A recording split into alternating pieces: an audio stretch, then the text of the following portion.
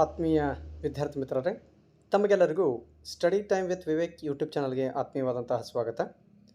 ಮುದ್ದು ಮಕ್ಕಳೇ, ಇಲ್ಲಿಯವರೆಗೆ 4 ಪರೀಕ್ಷೆಗಳನ್ನು ಎದುರಿಸಿದ್ದೀರಿ. ಇನ್ನು ಅತಿ ಮುಖ್ಯವಾಗಿರತಕ್ಕಂತಹ ಮತ್ತು ವಿಜ್ಞಾನ ವಿಭಾಗಕ್ಕೆ ಕಾಲಿಡತಕ್ಕಂತಹ ಮತ್ತು ವಿದ್ಯಾರ್ಥಿಗಳಿಗೆ ಅತಿ ಮುಖ್ಯವಾಗಿರತಕ್ಕಂತಹ ಒಂದು ಪರೀಕ್ಷೆ ಯಾವುದಪ್ಪ ಅಂತಂದರೆ ಅದು ವಿಜ್ಞಾನ ಪರೀಕ್ಷೆ. ಆ ವಿಜ್ಞಾನ ಪರೀಕ್ಷೆಯನ್ನು ಎದುರಿಸಲಿಕ್ಕೆ ಸಹಾಯಕಾರಿಯಾಗತಕ್ಕಂತಹ 5 ಮುಖ್ಯ ಪ್ರಶ್ನೆ ಪತ್ರಿಕೆಗಳು ಮತ್ತು ಅವುಗಳ ಮಾದರಿ ಉತ್ತರಗಳನ್ನು ಸವಿವರವಾಗಿ ವಿವರಣೆಯನ್ನು ನೀಡುವಂತಹ 5 ಮುಖ್ಯ ಪ್ರಶ್ನೆ ಪತ್ರಿಕೆಗಳು ಮತ್ತು ಮಾದರಿ ಉತ್ತರಗಳು, ಅವುಗಳನ್ನು ಒಳಗೊಂಡಿರ್ತಕ್ಕಂತಹ ವಿಡಿಯೋಗಳನ್ನು ನಾನು ಇವತ್ತಿನ ದಿನ ಅಪ್ಲೋಡ್ ಮಾಡ್ತಾ ಇದ್ದೀನಿ. ಆ 5 ಪ್ರಶ್ನೆ ಪತ್ರಿಕೆಗಳಲ್ಲಿ ಮೊದಲನೇ ಪ್ರಶ್ನೆ ಪತ್ರಿಕೆಯನ್ನು ನಾನು ಇವತ್ತು ನಿಮ್ಮ ಮುಂದೆ ಚರ್ಚೆಯನ್ನು ಮಾಡ್ತಾ ಇದ್ದೀನಿ. ಇದು ಬಹಳಷ್ಟು ಇಂಪಾರ್ಟೆಂಟ್ ಆಗಿದ್ದು, ಆ 5 ಪ್ರಶ್ನೆ ಪತ್ರಿಕೆಗಳೇನಿವೆ ಆ 5 ಪ್ರಶ್ನೆ ಪತ್ರಿಕೆಗಳನ್ನು ಅದ್ಭುತವಾಗಿ ನೀವು ಎಲ್ಲ ರೀತಿಯಲ್ಲಿ ತಯಾರು ಮಾಡಿದ್ದೇ ಆದರೆ ವಿಜ್ಞಾನ ವಿಷಯದಲ್ಲಿ 2025 ಮಾರ್ಚ್ ಏಪ್ರಿಲ್ ನಡೀತಕ್ಕಂತಹ ವಿಜ್ಞಾನ ಪರೀಕ್ಷೆಯಲ್ಲಿ ಕನಿಷ್ಠ 50 ಅಂಕಗಳನ್ನಾದರೂ ಗಳಿಸಲಿಕ್ಕೆ ಸಾಧ್ಯ ಇರುತ್ತದೆ ಅನ್ನುವಂಥದ್ದನ್ನು ನಾನು ನಿಮ್ಮ ಮುಂದೆ ಹೇಳಲಿಕ್ಕೆ ಇಷ್ಟಪಡ್ತೀನಿ.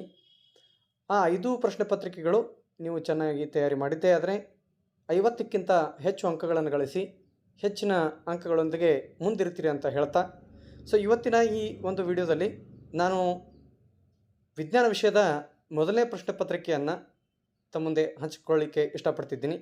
ಇದೇ ರೀತಿಯಾಗಿ ಉಳಿದ 4 ಪ್ರಶ್ನೆ ಪತ್ರಿಕೆಗಳನ್ನು ಮಾದರಿ ಉತ್ತರಗಳೊಂದಿಗೆ ಮುಂದಿನ ವಿಡಿಯೋಗಳಲ್ಲಿ ನಾವು ನೋಡ್ತಾ ಹೋಗೋಣ. ಆದ್ದರಿಂದ ಯಾರು ನಮ್ಮ ಚಾನಲನ್ನು ಇನ್ನೂವರೆಗೆ ಸಬ್ಸ್ಕ್ರೈಬ್ ಮಾಡ್ಕೊಂಡಿಲ್ಲ, ಸಬ್ಸ್ಕ್ರೈಬ್ ಮಾಡ್ಕೊಳ್ಳಿ. ಸಬ್ಸ್ಕ್ರೈಬ್ ಮಾಡ್ಕೊಳ್ಳೋದ್ರಿಂದ ಮುಂದೆ ಇರತಕ್ಕಂತಹ 4 ಮುಖ್ಯ ಪ್ರಶ್ನೆ ಪತ್ರಿಕೆಗಳು ಮಾದರಿ ಉತ್ತರಗಳೊಂದಿಗೆ ಹಾಗೂ ವಿಜ್ಞಾನ ವಿಷಯದ ಅತಿ ಮುಖ್ಯವಾಗಿರ್ತಕ್ಕಂತಹ ಪಾಸಿಂಗ್ ಪ್ಯಾಕೇಜ್ ಮತ್ತು ವಿಜ್ಞಾನ ವಿಷಯದಲ್ಲಿ 80ಕ್ಕೆ 80 ಅಂಕಗಳನ್ನು ಗಳಿಸ್ತಕ್ಕಂತಹ ವಿಡಿಯೋಗಳನ್ನು ಒಳಗೊಂಡಿರ್ತಕ್ಕಂತಹ ಅನೇಕ ವಿಡಿಯೋಗಳನ್ನು ನಾನು ನಿಮ್ಮ ಮುಂದೆ ಪ್ರಸ್ತುತಪಡಿಸ್ತೀನಿ. ಆದ್ದರಿಂದ ಎಲ್ಲರೂ ನಮ್ಮ ಚಾನಲನ್ನು ಸಬ್ಸ್ಕ್ರೈಬ್ ಮಾಡ್ಕೊಳ್ಳಿ ಅಂತ ಹೇಳ್ತಾ ವಿಡಿಯೋವನ್ನು ಆರಂಭಿಸೋಣ. 2024-25ನೇ ಸಾಲಿನ SSLC ವಾರ್ಷಿಕ ಪರೀಕ್ಷೆ ವಿಜ್ಞಾನ ವಿಷಯದ ಪ್ರಶ್ನೆ ಪತ್ರಿಕೆ 1. ಮೊದಲನೇ ಮುಖ್ಯ ಪ್ರಶ್ನೆ, ಕೆಳಗಿನ ಪ್ರಶ್ನೆಗಳಿಗೆ ಅಥವಾ ಅಪೂರ್ಣ ಹೇಳಿಕೆಗಳಿಗೆ 4 ಪರ್ಯಾಯ ಉತ್ತರಗಳನ್ನು ನೀಡಲಾಗಿದೆ. ಅಂದರೆ ಬಹು ಆಯ್ಕೆಯ ಪ್ರಶ್ನೆಗಳು. ಇದು ಭೌತ ವಿಜ್ಞಾನ ವಿಭಾಗವಾಗಿದ್ದು, ಮೊದಲನೇ ಪ್ರಶ್ನೆಯನ್ನು ನೋಡೋಣ. ಗೋಳೀಯ ದರ್ಪಣದ ಪ್ರತಿಫಲಿಸುವ ಮೇಲ್ಮೈನ ಕೇಂದ್ರ. ಯಾವುದೇ ಒಂದು ಗೋಳೀಯ ದರ್ಪಣ ಏನಿದೆ, ಆ ಗೋಳೀಯ ದರ್ಪಣ ಅದು ನಿಮ್ನ ದರ್ಪಣವೇ ಇರಲಿ ಅಥವಾ ಪೀಣ ದರ್ಪಣವೇ ಇರಲಿ, ನಿಮ್ನ ದರ್ಪಣ ಅಥವಾ ಪೀಣ ದರ್ಪಣದ ಪ್ರತಿಫಲಿಸ್ತಕ್ಕಂತಹ ಮೇಲ್ಮೈನ ಕೇಂದ್ರವನ್ನು ಏನಂತ ಕರೀತಾರೆ ಅಂತದ ಕ್ವಶನ್ನು. ಇಲ್ಲಿ ಸರಿಯಾದ ಆಯ್ಕೆ ಏನಂತಂದರೆ ದರ್ಪಣದ ಧ್ರುವ. ಹೌದಾ? ದರ್ಪಣದ ಧ್ರುವ ಏನಪ್ಪ ಅಂತಂದರೆ ಗೋಳೀಯ ದರ್ಪಣದ ಪ್ರತಿಫಲಿಸ್ತಕ್ಕಂತಹ ಮೇಲ್ಮೈ ಆಗಿದೆ. ಇನ್ನು ನೆಕ್ಸ್ಟ್ ಕ್ವಶನ್ ನೋಡ್ರಿ. ಓಮ್ನ ನಿಯಮವು ಇವುಗಳ ನಡುವಿನ ಸಂಬಂಧವನ್ನು ಕೊಡುತ್ತದೆ. ಓಮ್ನ ನಿಯಮ ಮುಖ್ಯವಾಗಿ ವಿಭವಾಂತರ ಮತ್ತು ವಿದ್ಯುತ್ ಪ್ರವಾಹಗಳ ನಡುವಿನ ಸಂಬಂಧವನ್ನು ತೋರಿಸ್ತಾ ಇದ್ದು, 4 ಆಯ್ಕೆಗಳಲ್ಲಿ ಇಲ್ಲಿ ಸರಿಯಾಗಿರ್ತಕ್ಕಂತಹ ಆಯ್ಕೆ ಆಪ್ಷನ್ ಸಿ, ವಿದ್ಯುತ್ ಪ್ರವಾಹ ಮತ್ತು ವಿಭವಾಂತರಗಳ ನಡುವಿನ ಸಂಬಂಧವನ್ನು ತೋರಿಸ್ತದೆ. ನೆಕ್ಸ್ಟ್ ಕ್ವೆಶನ್, 1 ಅಂಕದ ಪ್ರಶ್ನೆಗಳು. ಕೆಳಗಿನ ಪ್ರಶ್ನೆಗಳಿಗೆ ಉತ್ತರಿಸಿರಿ. ವಿದ್ಯುತ್ ಮಂಡಲದಲ್ಲಿ ಉಪಯೋಗಿಸುವ ರಿಯೋಸ್ಟ್ಯಾಟ್ನ ಚಿಹ್ನೆಯ ಚಿತ್ರವನ್ನು ಬರೆಯಿರಿ ಅಂತಕ್ಕಂಥದ್ದು. ತಾವು ಕೆಳಗಡೆ ನೋಡ್ತಾ ಇದ್ದೀರಿ, ಇದು ರಿಯೋಸ್ಟ್ಯಾಟ್ನ ಚಿಹ್ನೆ. ಹೌದಾ? ಇದನ್ನು ಬರೀಬೋದು ಅಥವಾ ಎರಡನೇದನ್ನು ನೀವು ಚಿತ್ರದ ಮೂಲಕ ನೀವು ತೋರಿಸ್ಬೋದು. ಇನ್ನು ನೆಕ್ಸ್ಟ್ ಕ್ವಶನ್ ಏನಂತಂದ್ರೆ, ಕಾಂತೀಯ ಬಲರೇಖೆಗಳ ಯಾವುದಾದರೂ 2 ಗುಣಗಳನ್ನು ಬರೆಯಿರಿ ಅಂತಕ್ಕಂಥದ್ದು. ಇದು ವೆರಿ ಇಂಪಾರ್ಟೆಂಟ್ ಕ್ವಶನ್ ಆಗಿದ್ದು, ಪರೀಕ್ಷೆಯಲ್ಲಿ ಯಾವಾಗಲಾದರೂ 1 ಮಾರ್ಕ್ಸ್ಗೆ ಇದನ್ನು ಎಕ್ಸಾಮ್ನಲ್ಲಿ 100% ಕೇಳಿರ್ತಾರೆ. ಆದ್ದರಿಂದ ವಿದ್ಯುತ್ ಪ್ರವಾಹದ ಕಾಂತೀಯ ಪರಿಣಾಮಗಳೊಳಗೆ ಬಹಳ ಇಂಪಾರ್ಟೆಂಟ್ ಆಗಿರ್ತಕ್ಕಂಥ ಕ್ವಶನ್ ಯಾವುದಪ್ಪ ಅಂದ್ರೆ ಕಾಂತೀಯ ಬಲರೇಖೆಗಳ ಗುಣಗಳನ್ನು ಬರೀತಕ್ಕಂಥದ್ದು. ಹಾಗಾದರೆ ಕಾಂತೀಯ ಬಲರೇಖೆಗಳ ಗುಣಗಳನ್ನು ನೋಡೋಣ. ಕಾಂತೀಯ ಬಲರೇಖೆಗಳು ಉತ್ತರ ಧ್ರುವದಲ್ಲಿ ಉತ್ಸರ್ಜಿತವಾಗಿ ದಕ್ಷಿಣದಲ್ಲಿ ವಿಲೀನಗೊಳ್ಳುತ್ತವೆ. ಕಾಂತದ ಒಳಭಾಗದಲ್ಲಿ ದಕ್ಷಿಣ ಧ್ರುವದಿಂದ ಆರಂಭವಾಗಿ ಉತ್ತರ ಧ್ರುವದ ಕಡೆಗೆ ಚಲಿಸುತ್ತವೆ. ಕಾಂತೀಯ ಬಲರೇಖೆಗಳು ಆವೃತ ಜಾಲಗಳನ್ನು ಸೃಷ್ಟಿಸುತ್ತವೆ. ಕಾಂತೀಯ ಬಲರೇಖೆಗಳ ದಟ್ಟಣೆ ಹೆಚ್ಚಾಗಿದ್ದಲ್ಲಿ ಕಾಂತಕ್ಷೇತ್ರದ ಬಲವು ಹೆಚ್ಚಾಗಿರುತ್ತದೆ. ಯಾವುದೇ 2 ಕಾಂತೀಯ ಬಲರೇಖೆಗಳು ಒಂದನ್ನೊಂದು ಛೇದಿಸುವುದಿಲ್ಲ. ಈ ಏನು ಪಾಯಿಂಟ್ಸ್ ಅದಾವ, ಈ ಪಾಯಿಂಟ್ಸ್ಗೆ ಸಂಬಂಧಪಟ್ಟಂತೆ ಮತ್ತೆ ಕೆಲವೊಂದಷ್ಟು 1 ಮಾರ್ಕ್ಸಿನ ಕ್ವಶನ್ ಒಳಗೆ ಕೇಳ್ತಾರೆ. ಏನಂತಂದ್ರೆ, ಕಾಂತೀಯ ಬಲರೇಖೆಗಳು ಒಂದನ್ನೊಂದು ಛೇದಿಸುವುದಿಲ್ಲ ಏಕೆ ಅಂತಕ್ಕಂಥದ್ದು, ಮತ್ತು ಕಾಂತೀಯ ಬಲರೇಖೆಗಳು ಆವೃತ ಜಾಲಗಳಾಗಿವೆ ಏಕೆ ಅಂತಕ್ಕಂಥದ್ದು, ಮುಂದೆ ಬರ್ತಕ್ಕಂತಹ ಬಹಳಷ್ಟು ಪ್ರಶ್ನೆ ಪತ್ರಿಕೆಗಳಲ್ಲಿ ಇದಕ್ಕೆ ಸಂಬಂಧಪಟ್ಟಂತೆಯೇ ಪ್ರಶ್ನೆಗಳಿರ್ತವೆ.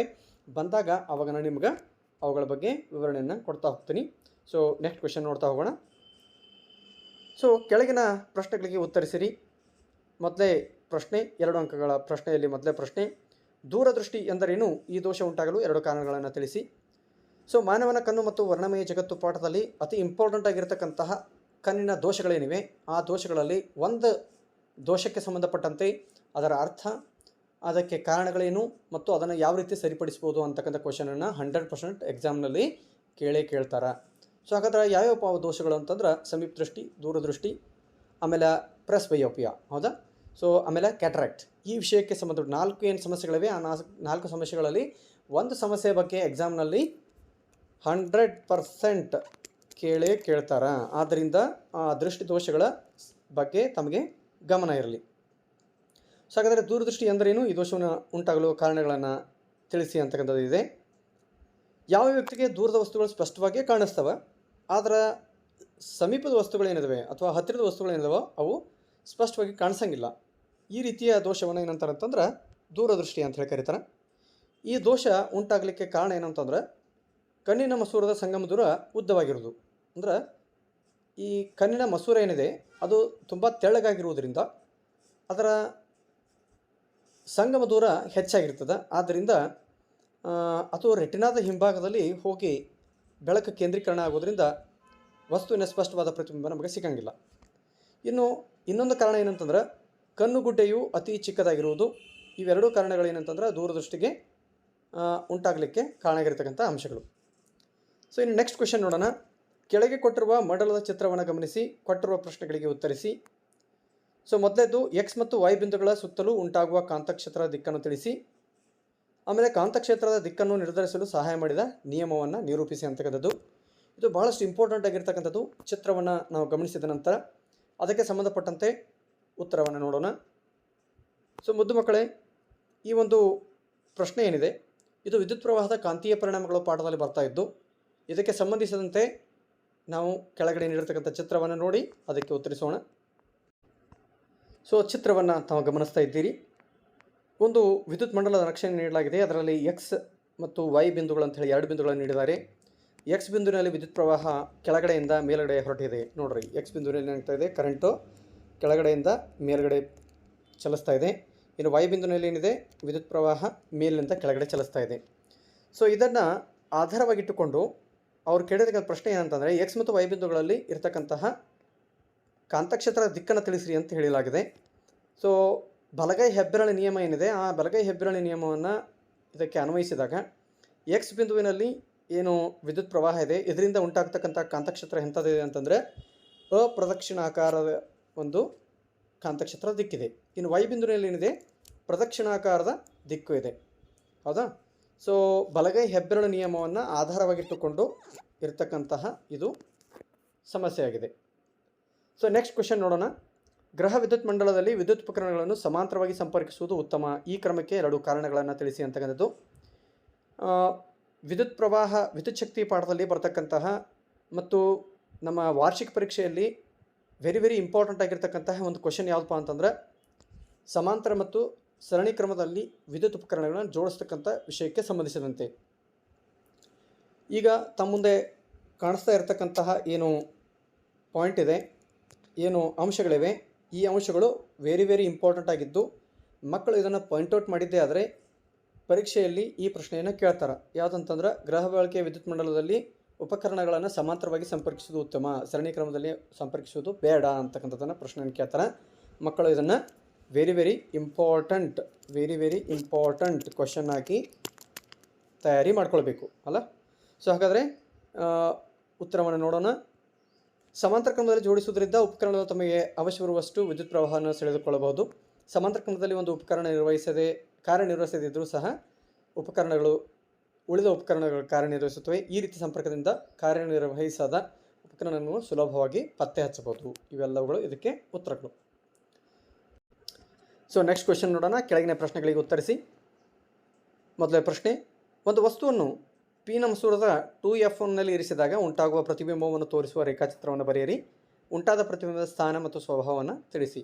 ಸೊ ಬಹಳಷ್ಟು ವಿದ್ಯಾರ್ಥಿಗಳು ನನಗೆ ಕಮೆಂಟ್ ಮಾಡಿರ್ತಾರೆ, ಸೊ ಈ ರೇಖಾನಕ್ಷೆ ಬಿಡಿಸುವುದರಲ್ಲಿ ಅವರಿಗೆ ತುಂಬ ಕಷ್ಟ ಆಗ್ತಾಯಿದೆ ಅಂತ.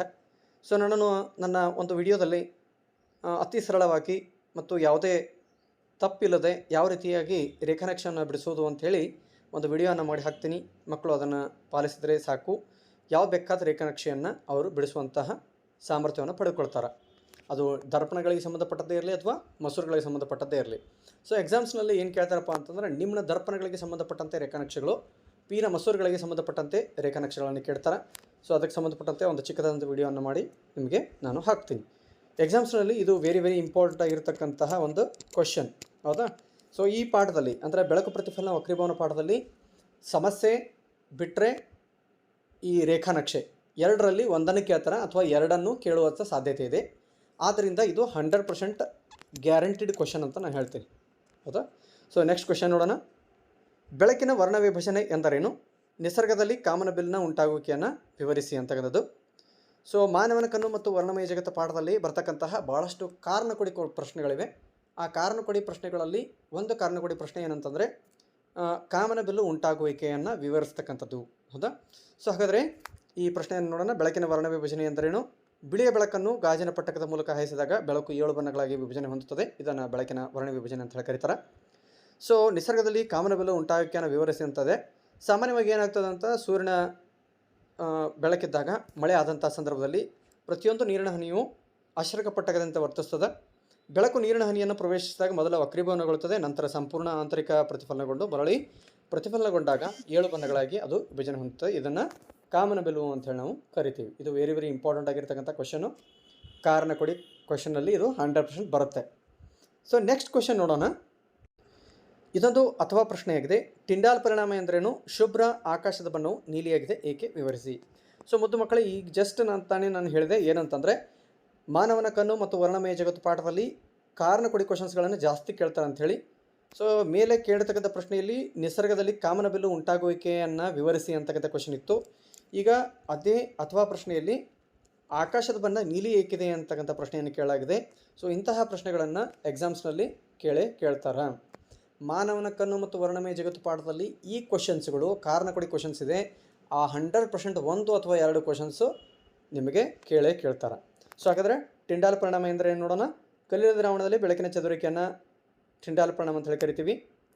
ಸೊ ಇನ್ನು ಕಲ್ಲಿನ ದ್ರಾವಣದಲ್ಲಿ ಬೆಳಕಿನ ಚದುರಿಕೆ ಟಿಂಡಾಲ್ ಪರಿಣಾಮ ಅಂತ ಕರಿತೀವಿ. ಆಕಾಶವು ಶುಭ್ರವಾಗಿರುವಾಗ ವಾತಾವರಣದಲ್ಲಿರ್ತಕ್ಕಂಥ ಅತಿ ಚಿಕ್ಕ ಕಣಗಳು ಏನು ಮಾಡ್ತವಪ್ಪ ಅಂದರೆ ಬಿಳಿಯ ಬೆಳಕಿನಲ್ಲಿರ್ತಕ್ಕಂತಹ ನೀಲಿ ಬಣ್ಣವನ್ನು ಹೆಚ್ಚಿಗೆ ಚದುರಿಸ್ತವೆ. ಆದ್ದರಿಂದ ಆಕಾಶದ ಬಣ್ಣ ಏನಿರ್ತದೆ ನೀಲಿಯಾಗಿರ್ತದೆ ಅನ್ನುವಂಥದ್ದನ್ನು ನಾವು ಉತ್ತರದ ಮೂಲಕ ಹೇಳ್ಬೋದು. ಸೊ ನೆಕ್ಸ್ಟ್ ಕ್ವಶನ್ ನೋಡೋಣ. ವಿದ್ಯುತ್ ಪ್ರವಾಹ ಇರುವ ವಾಹಕವನ್ನು ಕಾಂತಕ್ಷೇತ್ರದಲ್ಲಿ ಇರಿಸಿದಾಗ ಅದು ಯಾಂತ್ರಿಕ ಬಲವನ್ನು ಅನುಭವಿಸುತ್ತದೆ ಎಂದು ತೋರಿಸುವ ಒಂದು ಪ್ರಯೋಗವನ್ನು ವಿವರಿಸಿ ಅಂತಕ್ಕಂಥದ್ದು. ವಿದ್ಯುತ್ ಪ್ರವಾಹದ ಕಾಂತೀಯ ಪರಿಣಾಮಗಳು ಪಾಠದಲ್ಲಿ ಒಂದು ಚಟುವಟಿಕೆ ಆಧಾರಿತ ಪ್ರಶ್ನೆ ಇರುತ್ತದೆ. ಯಾವುದ್ರದ್ದು? ಚಟುವಟಿಕೆ ಆಧಾರಿತ ಪ್ರಶ್ನೆ. ಇದು 100% ಬರ್ತಕ್ಕಂಥ ಕ್ವಶನ್, ಹೌದಾ?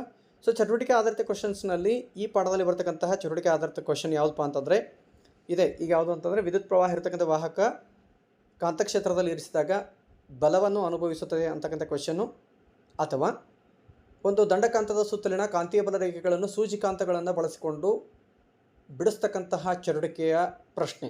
ಇವೆರಡು ವೆರಿ ಇಂಪಾರ್ಟೆಂಟ್ ಆಗಿರ್ತಕ್ಕಂಥ ಕ್ವಶನ್ಸು. ಸೊ ಇವೆರಡರಲ್ಲಿ ಒಂದು ಬರುವಂಥ ಸಾಧ್ಯತೆ ಇರುತ್ತೆ. ಆದ್ದರಿಂದ ಮಕ್ಕಳು ಇದನ್ನು ತಯಾರಿ ಮಾಡ್ಕೊಳ್ಬೇಕು. ಓಕೆ, ಹಾಗಾದರೆ ಉತ್ತರವನ್ನು ನೋಡೋಣ. ಮೊದಲು ಪ್ರಯೋಗದ ಹೆಸರು ವಿದ್ಯುತ್ ಪ್ರವಹಿಸುತ್ತಿರುವ ವಾಹಕವನ್ನು ಕಾಂತಕ್ಷೇತ್ರದಲ್ಲಿರಿಸಿದಾಗ ಅದು ಯಾಂತ್ರಿಕ ಬಲವನ್ನು ಅನುಭವಿಸುತ್ತದೆ. ಸೊ ಯಾವ ರೀತಿ ನಾವು ಉತ್ತರವನ್ನು ಬರೀಬೋದು ಅಂತಕ್ಕಂಥದ್ದನ್ನು ತಾವಿಲ್ಲಿ ನೋಡಬೇಕು. ಅದಕ್ಕೆ ಬೇಕಾದಂಥ ಸಾಮಗ್ರಿಗಳನ್ನು ಅದರಲ್ಲಿ ನೀಡಲಾಗಿದೆ. ಪ್ರಯೋಗದ ವಿಧಾನವನ್ನು ನೋಡ್ತಾ ಹೋಗೋಣ. ಮೊದಲು ಕುದುರೆ ಲಾಳಕಾಂತವನ್ನು ಆಧಾರ ಸ್ತಂಭಕ್ಕೆ ಜೋಡಿಸಿಕೊಂಡು ಆ ಲಾಳಕಾಂತದ ಒಳಗಡೆ ವಾಹಕ ತಂತಿಯನ್ನು ಜೋಡಿಸಿಕೊಂಡಿರುವ ಅಲ್ಯೂಮಿನಿಯಂ ಸರಳನ್ನು ಇರಿಸಬೇಕು. ನಂತರ ಅಲ್ಯೂಮಿನಿಯಂ ಸರಳಿಗೆ ಸಂಪರ್ಕಿಸಿದ ಒಂದು ವಾಹಕ ತಂತಿಯನ್ನು ಬ್ಯಾಟರಿಯ ಧನ ತುದಿಗೆ ಮತ್ತೊಂದು ಇನ್ನೊಂದು ತುದಿಗೆ ಒತ್ತುಗುಂಡಿಯ ಜೊತೆಗೆ ಬ್ಯಾಟರಿಯ ಋಣ ತುದಿಗೆ ಸಂಪರ್ಕಿಸಬೇಕು. ಒತ್ತುಗುಂಡಿಯನ್ನು ಹಾಕಿ ಅಲ್ಯೂಮಿನಿಯಂ ಸರಳಿನಲ್ಲಿ ವಿದ್ಯುತ್ ಪ್ರವಹಿಸುವಂತೆ ಮಾಡಿದಾಗ ಆ ಸರಳು ಯಾಂತ್ರಿಕ ಬಲವನ್ನು ಅನುಭವಿಸುತ್ತದೆ ಅಂಥೇಳಿ. ಇಲ್ಲಿ ಉಂಟಾಗುವ ಯಾಂತ್ರಿಕ ಬಲದ ದಿಕ್ಕನ್ನು ತಿಳಿಯಲು ಸಹಾಯ ಮಾಡ್ತಕ್ಕಂತಹ ನಿಯಮ ಯಾವುದು ಅಂತಂದ್ರೆ ಫ್ಲೆಮಿಂಗನ ಎಡಗೈ ನಿಯಮ. ಸೊ ಹಾಗಾದರೆ ಇದರಿಂದ ತಿಳಿದು ಬರ್ತಕ್ಕಂಥ ಅಂಶ ಏನಂತಂದರೆ, ವಿದ್ಯುತ್ ಪ್ರವಹಿಸುತ್ತಿರುವ ವಾಹಕವನ್ನು ಕಾಂತಕ್ಷೇತ್ರದಲ್ಲಿ ಇರಿಸಿದಾಗ ಅದು ಯಾಂತ್ರಿಕ ಬಲವನ್ನು ಅನುಭವಿಸುತ್ತದೆ ಅಂತಕ್ಕಂಥದ್ದು ನಮಗೆ ತಿಳಿದು ಬರ್ತದೆ. ಸೊ ನೆಕ್ಸ್ಟ್ ಕ್ವೆಶ್ಚನ್ ನೋಡೋಣ. ಕೆಳಗಿನ ಪ್ರಶ್ನೆಗಳಿಗೆ ಉತ್ತರಿಸಿರಿ. 4 ಅಂಕಗಳ ಪ್ರಶ್ನೆಗಳು 2 ಇವೆ. ಬೆಳಕಿನ ವಕ್ರೀಭವನದ ನಿಯಮಗಳನ್ನು ತಿಳಿಸಿ.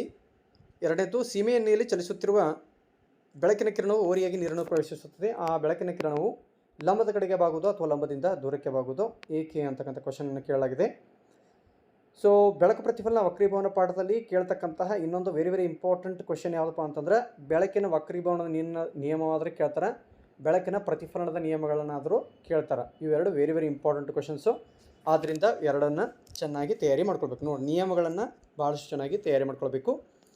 ಸೊ ಉತ್ತರವನ್ನು ನೋಡೋಣ. ಬೆಳಕಿನ ವಕ್ರೀಭವನಕ್ಕೆ ಸಂಬಂಧಪಟ್ಟಂತೆ ಪತನ ಕಿರಣ, ವಕ್ರೀಭವನ ಕಿರಣ ಮತ್ತು ನಿರ್ಗಮನ ಕಿರಣ ಹಾಗೂ ಮಾಧ್ಯಮದ ಎರಡು ಮಾಧ್ಯಮಗಳ ಸಂಪರ್ಕ ಮೇಲ್ಮೆಗೆ ಪತನ ಬಿಂದುವಿನಲ್ಲಿ ಎಳೆದ ಲಂಬ ಇವು ಮೂರು ಒಂದೇ ಸಮತಲದಲ್ಲಿರುತ್ತವೆ. ಇನ್ನೊಂದು ನಿಯಮ, ಒಂದು ಜೋಡಿ ಮಾಧ್ಯಮಕ್ಕೆ ಸಂಬಂಧಪಟ್ಟಂತೆ ನೀಡಿರುವ ನಿರ್ದಿಷ್ಟ ಬಣ್ಣದ ಬೆಳಕನ್ನು ಹಾಯಿಸಿದಾಗ ಅಥವಾ ಪತನದ ಕೋನದ ಸೈನು ಮತ್ತು ವಕ್ರೀಮ ಕೋನಗಳ ಸೈನುಗಳ ನಡುವಿನ ಅನುಪಾತ ಯಾವಾಗಲೂ ಸ್ಥಿರವಾಗಿರುತ್ತದೆ ಅಂತಕ್ಕಂಥದ್ದು ಇದು ವಕ್ರೀಭವನದ ಎರಡನೇ ನಿಯಮ. ಇನ್ನು ನೆಕ್ಸ್ಟ್ ಕ್ವಶನ್ ಕೇಳಲಾಗಿದೆ, ಅದರಲ್ಲಿ ಸೀಮೆ ಎಣ್ಣೆಯಲ್ಲಿ ಚಲಿಸುತ್ತಿರತಕ್ಕಂತಹ ಬೆಳಕಿನ ಕಿರಣವು ಓರೆಯಾಗಿ ನೀರನ್ನು ಪ್ರವೇಶಿಸುತ್ತದೆ. ಅಂದರೆ ಸೀಮೆ ಎಣ್ಣೆಯಿಂದ ಬೆಳಕು ಏನಾಗ್ತಾ ಇದೆ ಅಂದರೆ ನೀರಿನ ಕಡೆಗೆ ಚಲಿಸ್ತಾ ಇದೆ. ಆಗ ಬೆಳಕಿನ ಕಿರಣ ಲಂಬದ ಕಡೆಗೆ ಬಾಗ್ತದೋ ಅಥವಾ ಲಂಬದಿಂದ ದೂರಕ್ಕೆ ಬಾಗ್ತದೋ ಅನ್ನುವಂಥ ಕ್ವಶನ್ ಕೇಳಲಾಗಿದೆ. ಸೊ ಇಲ್ಲಿ ಎರಡು ಅಂಶಗಳನ್ನು ಇಲ್ಲಿ ನೀಡಲಾಗಿದೆ ಅವರು. ಹೌದಾ, ಸೀಮೆ ಎಣ್ಣೆ ನೀರಿನ ವಕ್ರೀಭವನ ಸೂಚ್ಯಂಕ 1.33 ಇದೆ, ಸೀಮೆ ಎಣ್ಣೆಯ ವಕ್ರೀಭವನ ಸೂಚ್ಯಂಕ 1.44 ಇದೆ. ಯಾವುದರ ಮೌಲ್ಯ ಹೆಚ್ಚಾಗಿದೆಯೋ ನೋಡ್ರಿ, ನಂಬರ್ ಯಾವುದು ಹೆಚ್ಚಿದೆಯಲ್ಲ ಅಲ್ಲಿಂದ ಬೆಳಕು ಕಡಿಮೆ ನಂಬರ್ ಮೌಲ್ಯವನ್ನು ಹೊಂದಿರತಕ್ಕಂತಹ ಮಾಧ್ಯಮಕ್ಕೆ ಪ್ರವೇಶಿಸುತ್ತಿದೆ. ಅಂದರೆ ಸೀಮೆ ಎಣ್ಣೆಯಲ್ಲಿ ಚಲಿಸ್ತಕ್ಕಂಥ ಬೆಳಕಿನ ಕಿರಣ ನೀರನ್ನು ಪ್ರವೇಶಿಸಿದೆ. ಹೌದಾ, ಅಂದರೆ ಸಾಂದ್ರ ಮಾಧ್ಯಮದಿಂದ ಬೆಳಕೇನಾಗಿದೆ ವಿರಳ ಮಾಧ್ಯಮಕ್ಕೆ ಚಲಿಸಿದೆ. ಆವಾಗ ಬೆಳಕು ಲಂಬದಿಂದ ದೂರಕ್ಕೆ ಬಾಗುತ್ತದೆ. ಯಾಕಂತಂದರೆ ಸೊ ಬೆಳಕಿನ ವೇಗ ಏನಾಗ್ತದೆ ಅಂತಂದ್ರೆ ಸಾಂದ್ರ ಮಾಧ್ಯಮದಿಂದ ವಿರಳ ಮಾಧ್ಯಮಕ್ಕೆ ಹೋದಾಗ ಹೆಚ್ಚಾಗ್ತದೆ. ಆದ್ದರಿಂದ ಅದು ಲಂಬದಿಂದ ದೂರಕ್ಕೆ ಬಾಗುತ್ತದೆ ಅಂತ ನಾವು ಇಲ್ಲಿ ಹೇಳ್ಬೋದು. ಹಾಗಾದರೆ ಉತ್ತರ ಏನಂತ ನೋಡೋಣ. ಆಲ್ರೆಡಿ ಅದರ ಬಗ್ಗೆ ಎಕ್ಸ್ಪ್ಲೇನ್ ಕೊಟ್ಟಿದ್ದೀನಿ. ಬೆಳಕು ಸೀಮೆ ಎಣ್ಣೆಯಲ್ಲಿಂದ ನೀರಿನ ಕಡೆಗೆ ಚಲಿಸುವಾಗ ಬೆಳಕು ಲಂಬದಿಂದ ದೂರವಾಗುತ್ತದೆ. ಕಾರಣ, ಒಂದು ಬೆಳಕಿನ ಕಿರಣವು ಸಾಂದ್ರ ಮಾಧ್ಯಮದಿಂದ ವಿರಳ ಮಾಧ್ಯಮಕ್ಕೆ ಚಲಿಸುವಾಗ ಅದು ಲಂಬದಿಂದ ದೂರಕ್ಕೆ ಬಾಗುತ್ತದೆ. ಇಲ್ಲಿ ಸೀಮೆ ಎಣ್ಣೆಯು ಸಾಂದ್ರ ಮಾಧ್ಯಮವಾಗಿದ್ದು ನೀರು ವಿರಳ ಮಾಧ್ಯಮವಾಗಿರುವುದರಿಂದ ಬೆಳಕು ಸೀಮೆ ಎಣ್ಣೆಯಿಂದ ನೀರಿಗೆ ಪ್ರವೇಶ ಮಾಡಿದಾಗ ಬೆಳಕಿನ ವೇಗ ಹೆಚ್ಚಾಗುತ್ತದೆ. ಇದರಿಂದ ಬೆಳಕು ಲಂಬದಿಂದ ದೂರಕ್ಕೆ ಬಾಗುತ್ತದೆ ಅನ್ನುವಂಥದ್ದು ವೆರಿ ಇಂಪಾರ್ಟೆಂಟ್ ಆಗಿರ್ತಕ್ಕಂಥ ಕ್ವಶನ್. ಸೊ ಅದರಲ್ಲಿ ಇನ್ನೊಂದು ಅಥವಾ ಕ್ವಶನ್ ಇದೆ. ಅದರಲ್ಲಿ ಮೊದಲದು ಬೆಳಕಿನ ಪ್ರತಿಫಲನದ ನಿಯಮಗಳನ್ನು ನಿರೂಪಿಸಿ. ನೋಡ್ರಿ, ನಾನು ಇದೇಗೆ ಹೇಳಿದೆ, ಬೆಳಕು ಪಾಠದಲ್ಲಿ ವಕ್ರೀಭವನ ಮತ್ತು ಪ್ರತಿಫಲನ ಎರಡರ ಮೇಲೆ ಕ್ವಶನ್ಸ್ ಕೇಳ್ತಾರೆ ಅಂಥೇಳಿ. ಇನ್ನೊಂದು ಏನಂತಂದ್ರೆ ದರ್ಪಣದ ವರ್ಧನೆ +1 ಆದರೆ ಇದರ ಅರ್ಥವೇನು, ಈ ದರ್ಪಣದ ವಿಧವನ್ನು ತಿಳಿಸಿ ಅಂತಕ್ಕಂಥದ್ದು. ಸೊ ಪ್ರತಿಫಲನದ ನಿಯಮಗಳನ್ನು ನೋಡ್ತಾ ಹೋಗೋಣ. ಪತನ ಕೋನವು ಯಾವಾಗಲೂ ಪ್ರತಿಫಲನ ಕೋನಕ್ಕೆ ಸಮವಾಗಿರುತ್ತದೆ. ಪತನ ಕಿರಣ, ಪ್ರತಿಫಲಿತ ಕಿರಣ ಮತ್ತು ಪತನ ಬಿಂದುವಿನಲ್ಲಿ ಎಳೆದ ಲಂಬ ಇವು ಮೂರು ಒಂದೇ ಸಮತಲದಲ್ಲಿರುತ್ತವೆ ಅಂತಕ್ಕಂಥದ್ದು. ಸೊ ನೆಕ್ಸ್ಟು ದರ್ಪಣದ ಸಾಮರ್ಥ್ಯ +1 ಅಂದರೆ ಇಲ್ಲಿ ಪ್ರತಿಬಿಂಬದ ಗಾತ್ರ ವಸ್ತುವಿನ ಗಾತ್ರದಷ್ಟೇ ಇರುತ್ತದೆ. ನೋಡ್ರಿ, ಯಾವಾಗಲೂ ಒಂದು ವಿಷಯ ನೆನ್ಪಿಟ್ಕೊಳ್ಬೇಕು. ಯಾವಾಗ ವರ್ಧನೆ 1 ಅಂತ ಇರುತ್ತೆ, 1 ಇದ್ದಾಗ ಅದು ಪ್ರತಿಬಿಂಬ ಮತ್ತು ವಸ್ತು ಎರಡೂ ಸೇಮ್ ಗಾತ್ರದ್ದು ಇರ್ತಾವೆ ಅಂತೇಳಿ ನಾವು ತಿಳ್ಕೊಬೇಕು. ಹೌದಾ, ಇನ್ನು ಉಂಟಾದ ಪ್ರತಿಬಿಂಬ ಪ್ಲಸ್ ಇತ್ತು, ನೋಡ್ರಿ ನೀಡಿರ್ತಕ್ಕಂಥ ಚಿಹ್ನೆ ಯಾವುದಿದೆ ಪ್ಲಸ್ ಇದೆ. ಪ್ಲಸ್ ಇತ್ತಂದ್ರೆ ಅದು ಮಿಥ್ಯ ಮತ್ತು ನೇರ ಪ್ರತಿಬಿಂಬ ಅಂತ ತಿಳ್ಕೊಳ್ಬೇಕು. ಚಿಹ್ನೆ ಯಾವಾಗಲೂ ಮೈನಸ್ ಇತ್ತು ಅಂತಂದರೆ ಅದು ಸತ್ಯ ಮತ್ತು ತಲೆ ಕೆಳಕಾಗಿದ್ದಿರುತ್ತದೆ ಅಂತ ತಿಳ್ಕೊಬೇಕು. ಇದರಿಂದ ವರ್ಧನೆಯ ಸಾಮರ್ಥ್ಯವನ್ನು ಹೊಂದಿರುವ ದರ್ಪಣದ ಸಮತಲ ದರ್ಪಣವಾಗಿದೆ ಅಂತೇಳಿ ನಮ್ಗೆ ತಿಳಿದು ಬರ್ತದೆ. ಸೊ ನೆಕ್ಸ್ಟ್ ಕ್ವಶನ್ ನೋಡೋಣ. 220 ವೋಲ್ಟ್ ಜನರೇಟರ್ಗೆ ಒಂದು ವಿದ್ಯುತ್ ಹೀಟರನ್ನು ಸಂಪರ್ಕಿಸಲಾಗಿದೆ. 10 ಆಂಪಿಯರ್ ವಿದ್ಯುತ್ತನ್ನು ಸೆಳೆಯುತ್ತದೆ. ಹಾಗಾದರೆ ವಿದ್ಯುತ್ ಹೀಟರ್ನ ಸಾಮರ್ಥ್ಯವೇನು? ಈ ವಿದ್ಯುತ್ ಹೀಟರನ್ನು ದಿನಕ್ಕೆ 8 ಗಂಟೆಗಳಂತೆ 30 ದಿನಗಳ ಕಾಲ ಬಳಸಿದಾಗ 1 ಕಿಲೋವ್ಯಾಟ್ ಗಂಟೆಗೆ 5 ರೂಪಾಯಿಯಂತೆ ತಗಲ್ತಕ್ಕಂತಹ ಒಟ್ಟು ವೆಚ್ಚವನ್ನು ಲೆಕ್ಕಾಚಾರ ಮಾಡಿ ಅಂತಕ್ಕಂಥ ಕ್ವಶನನ್ನು ಕೇಳಲಾಗಿದೆ.